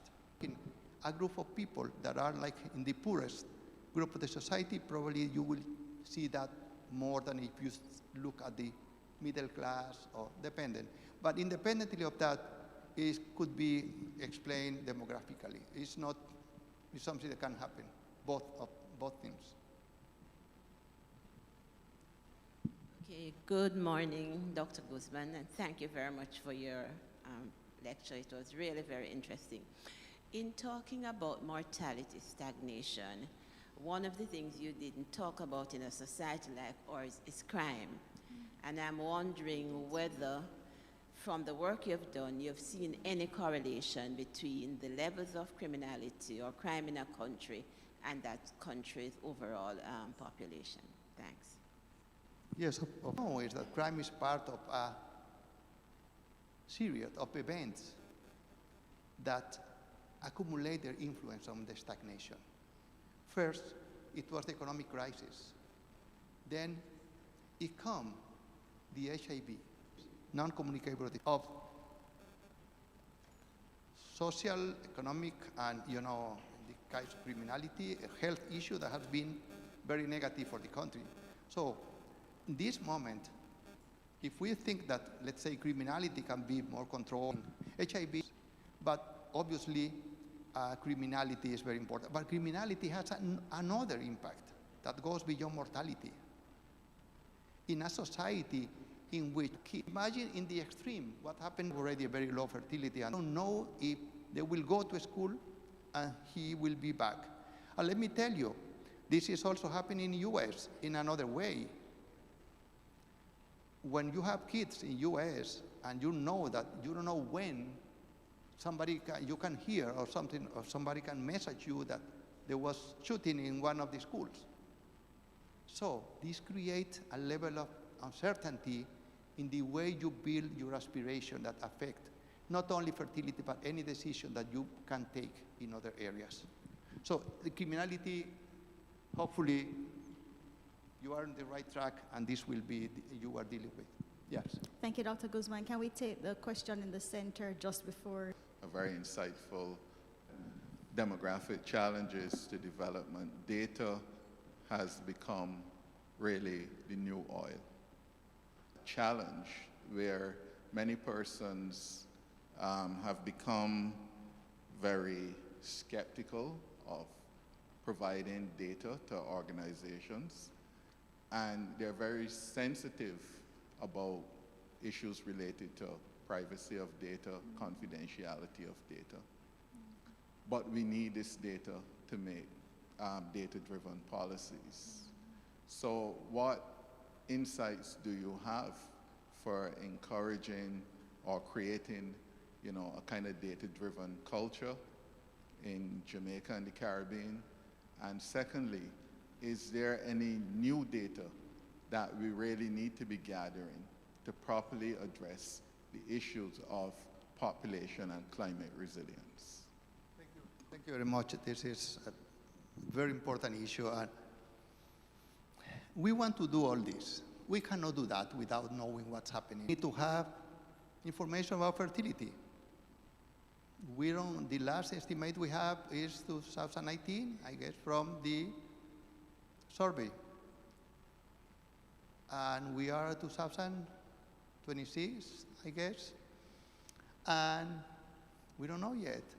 It's 1.9, it's 1.8, it's 1.3. You can guess whatever you want. So how can we define now, act on a policy to know how urgent it is? Because if it's still 1.9, it's very different if it's now 1.4. Because it's 1.9, that means that, yes, we are in this situation, but let's see what happens. Let's move ahead and see this continue to be. It's kind of, we will 0.4, 2.3. That means that fertility continue to decline. And then probably we will be in 2030 with a total fertility rate of 1.0. Chile is now 1.0. Less than most of European countries. So it's very important that to know, and for that, what we need to have a statistic on birth by age of the mother. So simple like that. But we cannot calculate rate unless we find the denominator. The denominator is the population, the women, by age. Do we have an estimate of the population of Jamaica 2026 by age? I used the estimate from UN, and UN is now revising. 2026, they will publish a new revision of the population projection. The last one was in 2024. Okay, and then Do we need the data? Yes. The problem with the data production, yes, we have an increasing problem in the census. We have a problem with the issue of people not wanting to receive in their houses. I think COVID has an impact also to communicate better when we are going to collect data in such a way that we can improve this. This is very important. But the other way, we need to modify the whole system. But talking about the issue of confidentiality, many people are concerned. For the statistics, they know much more than the statistical. They know more than anyone. You can get anything about any person. Not only that, Social Security, what are their concerns? So the confidentiality issue is not in the data you collect in the census, because the statistical office has been dealing with confidentiality since the beginning. And the other side, confidentiality cannot be. They conducted census in 2024. Ago, they put their microdata database of the census 2024 complete in the web. Anybody. You need to even ask for permission. You just go there and it gives you the option. Download the full. Very nice about open to the data in details for research database of the census. Not too many, probably important, but the role, the most important, good quality data and distributed as soon as possible, timely data. A census data from 2002 record, but it's not something that you can use to make decision now. Sorry. No, thank you very much, Dr. Guzman. We have this. I'm very pessimistic because nobody found the magic stick, and in many countries in the world there is the same problem. They're having a lot of public policies on that, fiscal incentives, increasing paternity leaves. In Europe, in this side. I think there were nations. Graduates are out of the country. Of Jamaican graduates are out of the country. Out of the 60%, how many are graduated in Jamaica, or how many are graduated outside and live? And level, I mean, good plumbers, cooks, electricians, technicians, mechanicians, whatever. As soon as they become competent, they leave. I mean, retaining talent, this is something for what public policies can be envisaged much easily than for trying to get people having more children, because this is, I think, a lost battle everywhere in the world. What do you think about that, about this? What can be done to retain this talent, to make, because nobody likes leaving behind their friends, their family, their sense. No? Yes, thank you very much. I think I'm looking now to find something like the way we are going to solve this issue of very low fertility. I think we need to continue trying, but first, I think what has been done with family policies many years ago, it's not something new. But lately, even in Europe, they are now not calling them anymore family policies. They want to really increase fertility. And they are very open on that. So I think it's $1 trillion question.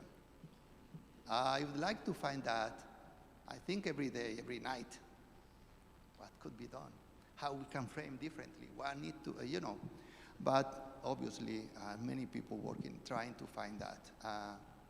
I don't know, it's something we don't understand about how we evolve. There are researchers working, trying to look that for evolutionary perspective. And, we have embedded the desire to have kids, like it's part of our evolutionary, part of our, this research in this evolutionary thing. And she said, no, there is not an evolutionary need for have kids. There are evolutionary needs for sex, but not for her kids. Kid was the result of sex. And because with family planning now we separate both, there is not necessarily sex, it's not necessarily conduct to pregnancy, to have a kids, to have children. So that's why it's different. But she said there is not a particular demand. There are other researchers that are looking more, how can we imagine doing something for which you don't know what will be the result? Well, you will have a kid, but what does that mean that, you know? It's not just having the baby and everybody celebrating and, oh, you know, it's a girl, oh, baby girl. Everybody's like, this same society, when the baby is 7 years old and is making crazy everybody in the room, they don't want to see kids. So this baby that was like, oh my goodness, becomes like the person. And that's why one of the problems we have in some countries, including Korea, is that Korea that is suffering the impact of very, very low fertility, lowest fertility in the world. There are places in which they don't want kids. They don't want kids around. And let me tell you something. I think there are also some influence from our role. I worked for UN for decades. So I think I know a little bit how UN works very commonly in other agencies. You don't see the word family unless you are saying that we must accept different kind of family. Okay, got it. But the word, the things, that it's like we are afraid to talk about things that are important for our life. It's important, the kid, for some, not for everyone. There are people, and it's okay, it's fine. And what it means to be a children, to be a child, what happened with young people. We say, we don't know those young people. Let's try. Let's work on them. Let's find on them the solution that we are trying to find. You know what has been one of the problems with most of the policy in Europe, in other countries? They have invested a lot on giving resources, money, to people that have already kids. You have 3 kids, you will receive this bonus. If you have, you say $500,000. If you have the 4 kids, you will have $400,000. Thank you. Okay, what happened with the third, and with the second, and the first? One of the most important determinants now in many European countries of the very low fertility is the childlessness. This was not an issue in Latin America. I remember describe different time. Everywhere there was decline. Nobody questioned maternity. Yes, you are a woman, you will have at least one. It doesn't matter you have 1, 2, 3, or 4, but you need to be a woman, a person successful for having a kid, for many people. So childlessness is now one of the most important persons, because when you decide not to have kids, it's like you have 100 people. You have 50 and 50 here. And both of them are possibilities for women having children. And you say, okay, I take this one out. Only these 50 are going to have kids. What does that mean? This is what's happening now. So when we are thinking in terms of policies, and this is why this is important, you are developing a policy for women that have children. They have already children. They have the motivation. They took the decision. Let's work with the ones that are not even starting a relationship. And talking about relationship, this is something also that is changing dramatically. There are many people in the world, increasingly in developed society, but even our society, that they don't have partner. They don't have sex when they are young, at the same level that it happened before. So the kind of creating a society in which people find the thing that you know after that. It worked for some time. It's not working anymore. Young people, they are not going there. How they interact? Every time they are dealing with the messages. So we need to look at our society. We cannot go back to think. We need to think in terms We are going to talk culture. Let's talk about our current culture. Let's talk about social. Let's talk about our social interaction now. Let's talk about economy. Let's talk about our economy now. And by the way, what will happen with AI, labor market, but I'm not talking about that. I'm talking about how people aspiration will be affected by thinking that they are going to start a career now, but to do what? That this makes very difficult for people build any aspiration, particularly if those aspirations need some time to be implemented, and need some time to see the result, and need some time to look at the impacts, and the two that I said. But it's also an aspirational crisis created by a society that do not put the individual at the center. But then, if I continue talking like this, you will see, you said that you are a demographer, but you are a pastor. I don't want to go there yet. Dr. Guzman, there's a comment online that's about reversing the rate of infertility. So the discussion has to be mostly about retaining the talent and keeping the aged healthy, as they will continue to be a part of our future workforce in a meaningful way. And they close by saying a small business owner. Let's talk about reversing the rate of infertility. So the discussion has to be mostly about retaining talent and keeping the aged healthy, as they will continue to be a part of our future workforce. Perfect. Yeah, thank you for the question. I think this is very important. Yes, I don't want to say you are right, but you are right. Yeah. But because something that is interesting is that some people think that demographers, when we have the fertility transition, we say, oh, we are going to the level of replacement. And we all thought, not with a scientific view, but with kind of magical view. Oh, once we arrive 2.1, and now we are doing this, oh, what can happen? And we don't know yet, but now we are around 1.5, and some people say this. But I think and I was reading a research this morning, trying to also understand that issue, and I think, what is the error on that? What is the mistake we had, we as demographers? I remember where the country was in terms of fertility at the moment they made the projection, but always 2050 at that time, and now 2100 was 2.1. So there was this implicit idea that this kind of 2.1 was a magical number that every woman in the universe knew. And we have to go to 2.1. Don't worry.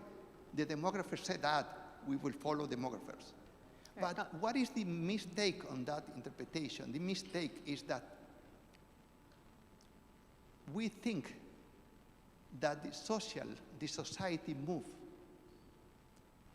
from equilibrium state to another equilibrium state, to another equilibrium state. And we just imagine that we moved 65, was 7.5 children per woman, 7.5 national data, okay? And then we saw this decline, 2.3 or whatever. And then, oh, we now go to the new equilibrium state. Wrong. I was wrong too. I'm a demographer. I'm still are. I think I'm still are. And then what happened with this? With now, let's apply that now. Some people think that we can move to a new state now. Or we can move back to the 2.1, which is the right value. Obviously, it's the 2.05 actually is the replacement level. It depends on the country, it depends on many things, but, well, not many things. It depends on sex ratio, it depends on mortality. But then, we are not sure on that. So maybe what we have to do is deconstruct our conceptual framework of this equilibrium. We need to leave something that are fixed. We need to know that you get out and this door will open. You need to know that there is the driver will be there to transport me to the hotel. We need certainties. So because we need certainty in our life to live, we think that, it's just a matter of transition. We will transition to something stable. But life, by definition, is the fight of humans to deal with constant, permanent instability. Thank And you. if we forget that, we forgot the basic foundation for we understand what's happening now. If we in our thinking, and being even positive, but not being naive in terms of what could happen. I personally, if you ask me personally, I think that population decline, contrary of people that I read, I think this is a very important issue. The country needs to deal with that. It's not just a matter of numbers. It's not just a matter that you have, Jamaica have this population. It's a matter of what happened at the local level. What happened with the built environment? What happened with the schools? What happened with the profession? You know how difficult it is to provide services to a community in which you see a small town disappearing. This is what I was in Bulgaria recently, and they have a serious problem.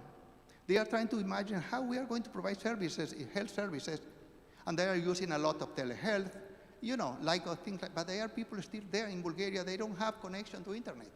So I think this is for me the most fascinating issue in this moment. I would like to bring you to there and to think that we are all at the same level. We know exactly the same. And what we know is that we don't know yet. So let's work together and let's put in the hand of the new generation of demographers, the new generation of sociologists, the economists, the environmentalists, Dr. Guzman? people in the planning, in the economy, to deal together with this. A question for you from a member of our audience who has been waiting so patiently. Thank you. Please go ahead. Thank you very much for your very insightful lecture. I'm Nicole Scott from the Michael University College. Now, childlessness is mitigating population decline, and brain drain reversal has been done elsewhere. So Chinese students were encouraged to study abroad in the United States, in Europe, and other advanced economies. And they gained experience in technology and finance and manufacturing and academia and entrepreneurship. Then they returned. So my question to you is, what would be your suggestions for structured path?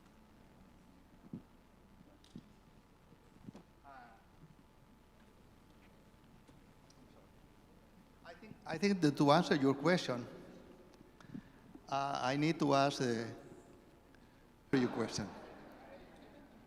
Yes, I think this is the challenge. What you are saying is the right challenge. I think there is not one pathway, and I think this is good news. I don't think it's just a matter to do this or that. I think we need to do everything we need to do to improve the quality of life of people, no matter what. Because in the worst case scenario, this will not rise fertility, but it will improve the way people live their lives with safety, healthy, and in better condition. And I think we cannot forget that. Independently of our concern, our work in trying to reverse the trends, they want safety, they want the possibility to build in their mind the future they would like to build. They want to have the possibility to implement their decision every day. They want to study what they want. They want to really use their knowledge to make changes in their society, to increase their income, to build families. Or not, maybe to stay alone. But this is important, that we never surrender, that at the end, what matters is how we protect, how we help, how we empower people that are now living in the country. This is first. Because by the way, I have a question about migration. I didn't answer. Now I realize that I should answer that question about migration. At the end, one of the important reasons for people to leave the country, yes, we know pull factors are important. United States, UK, they have more, whatever. But there are also push factors. In the Caribbean, there are a lot of push factors for people. I was working with Montserrat, 5,000 people. They had 12,000 before the volcano. And I was surprised because they said, I cannot believe we have an island with 5,000 people, and we are talking about the same thing we are talking about a country with Jamaica, or the same thing we are talking about a country as Italy or Spain. How is that possible? And I think that, and in the case of Montserrat, was exactly the same factor, push factor. The young people, they don't know what to do there. You know, what you can do in Montserrat when you have only one place that have 3 restaurants close to facing the beach. And they have a small country cut by 2/3 because of the volcano. You cannot use that area for anything, even agriculture. And they have to live in 1/3 of the island that is already a small island. And what is? They have one day. Sorry, they have one day in Montserrat that they enjoy, the young people. They should be enjoying St. Patrick's Day. Montserrat was a place, Jamaica, and they say no. I say, oh, you are going to enjoy St. Patrick. He said, enjoy. We are going to work. This is the opportunity we have to get some money. There are so many people coming to celebrate. They stay here 2, 3 days, 4 days. They drink, they possibilities, opportunities, and how coming back to aspiration. What their aspiration? And the aspiration don't match with the reality. They find a way to live. Thank you so much, Dr. Guzman. I think that's a good note to end on, both the question and the response. Thank you so much for your lecture. Thank you. Thank you. And thank you so much to the audience for your engaging questions, which explored so many different areas. So thank you so much, Dr. Guzman. Thank you. All right, so we will now move into scan the QR code that's on your program, because now we want to ensure that we're being participate engagement with all the persons except staff members of the PIOJ. We want to participate. I'm sorry, colleagues, those were my instructions.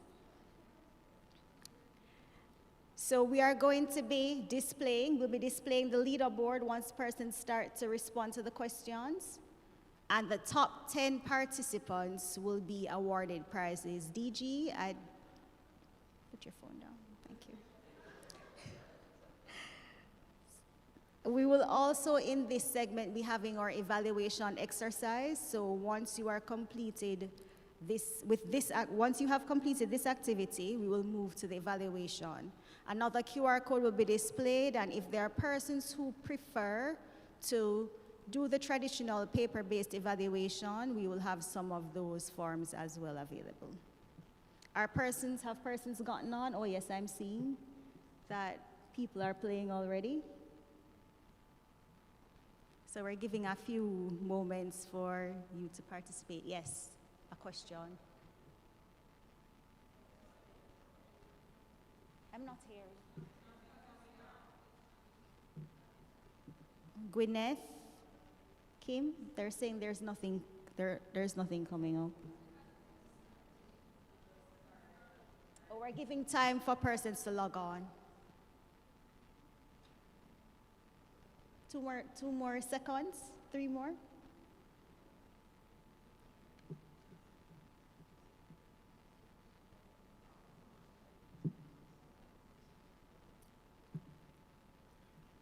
I'm seeing some PIOJ colleagues. Is it that you guys did not follow my instructions? At Neil Braham, why am I seeing your name? Take response. Gwyneth? Okay. All right, here we go. I know that the quicker you respond, you'll be further up on the leaderboard. I think that one is fairly easy. What are the 3 pillars of sustainable development?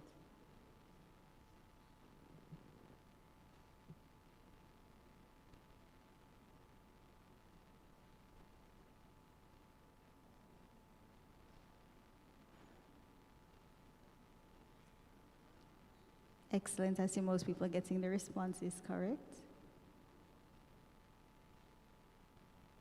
Drea is in the lead. Who is Drea?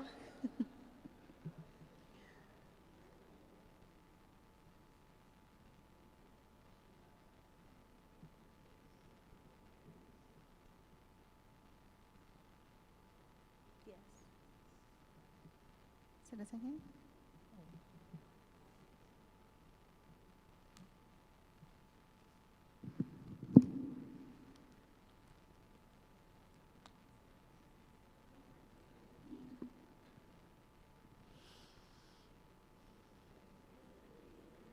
Tamara, I see it challenging. You need to move a little faster.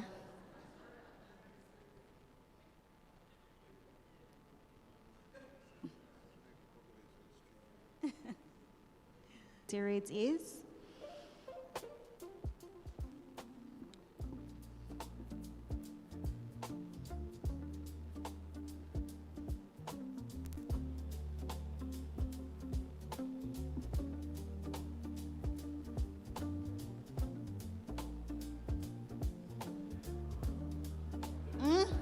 Tamar.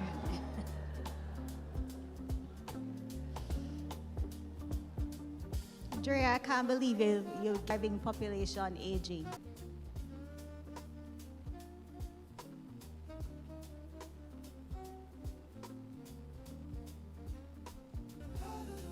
Greek.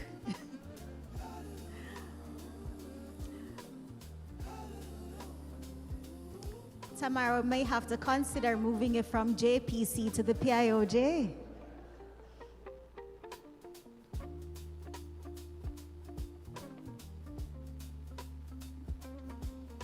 How would we describe Jamaica's population? Final question.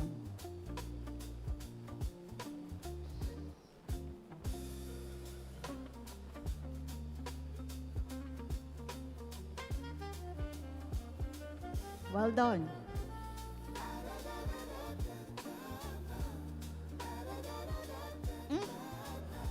Marie.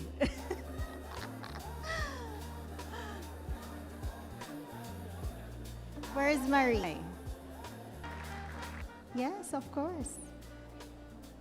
And so I'm asking Mareeca.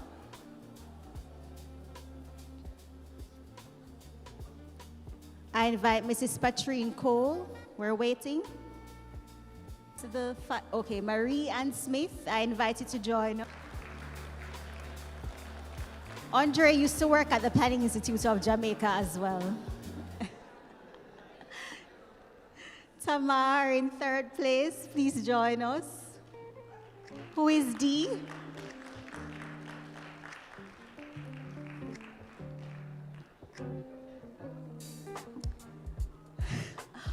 Okay, Deidre. It's Deidre. And she was, in her words, doing quality control. Who is number 5?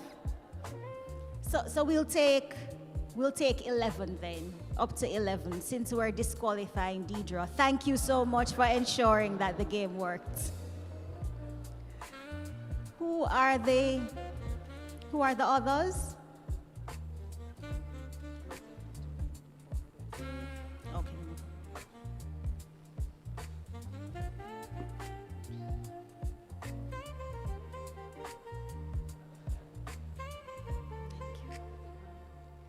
Thank you so much, Deidre.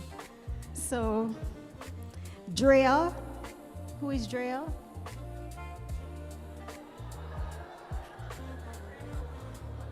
I'm telling you. Alex, who is Alex? Come on up, Alex.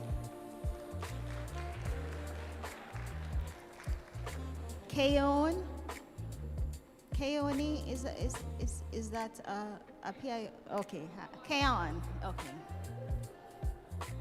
Camille Evans. Glecia, I hope I'm pronouncing it correctly.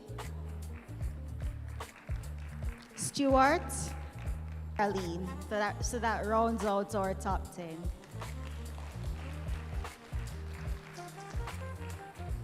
Thanks, Deidre. And Deidre, in fact, did do quality control. So thank you, Deidre.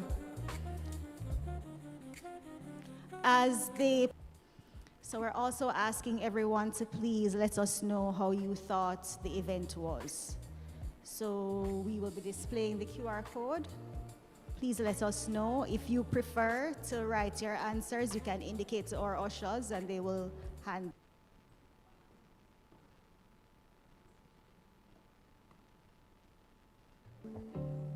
Our appreciation with Dr. Henry.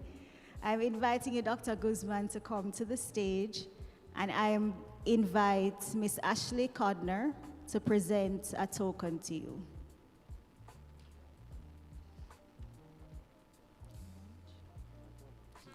The center for you. It's for you.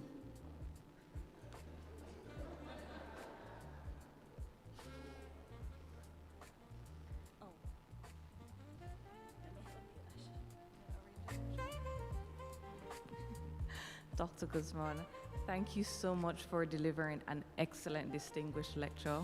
I think I speak for the room when I say that it was very engaging. We have learned some interesting you've given us some interesting perspectives to think about and to incorporate into our work as we think of harnessing the shift and building a sustainable future. Thank you so much.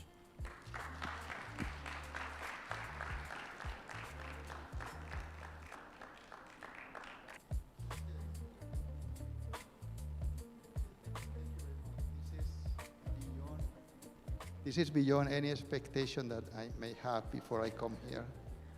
I knew that you, Jamaican people, you are special. I knew that, but I didn't know that it was so special. Thank you very much.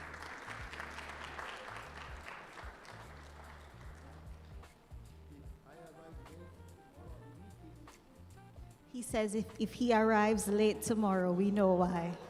The contents of the basket had something to do with it. Blake Hall, who is the Principal Director for Corporate Marketing and Communication at the Planning Institute of Jamaica, to deliver the vote of thanks.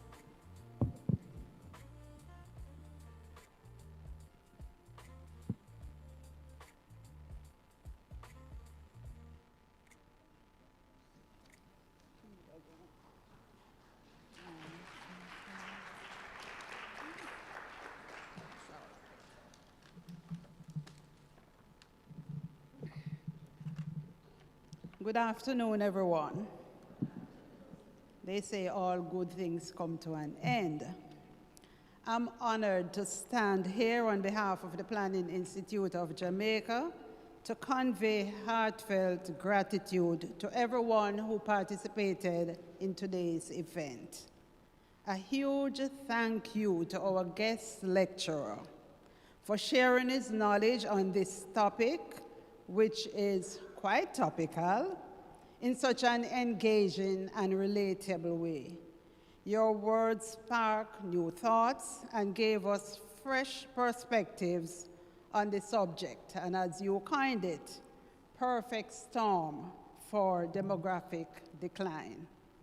Special thanks to the Dialogue Planning Committee, supported by the staff of the PIOJ, for their commitment in organizing this year's lecture. We are also grateful that you always make sure that we get opportunities to learn beyond textbooks, and we truly appreciate that. Thanks to the technical and support teams for the smooth coordination, and to all who joined in, listened attentively, and asked such thoughtful questions. We must applaud the administrative team who worked tirelessly behind the scenes, and I might add, We started planning from early last year, interrupted by Melissa, but we continued. So to that team that secured the venue, invited guests, arranged refreshments, and ensuring that everything runs smoothly, we are truly grateful. To the audience, your presence here is a testament to your commitment to joining us in improving the lives of our fellow Jamaicans and moving the country forward in a more resilient and sustainable way, so that we can make Jamaica the place of choice to live, work, raise families, and do business, and retire in peace. We close this chapter with gratitude. Thanks for being a part. All ladies and gentlemen, we invite you to remain for refreshments and to view the exhibition. Let today not be the end of the dialogue, but the beginning of deeper policy reflection and coordinated action as we harness the shift. Planning today, securing tomorrow. The PIOJ story. The Institute's mission is to lead the process of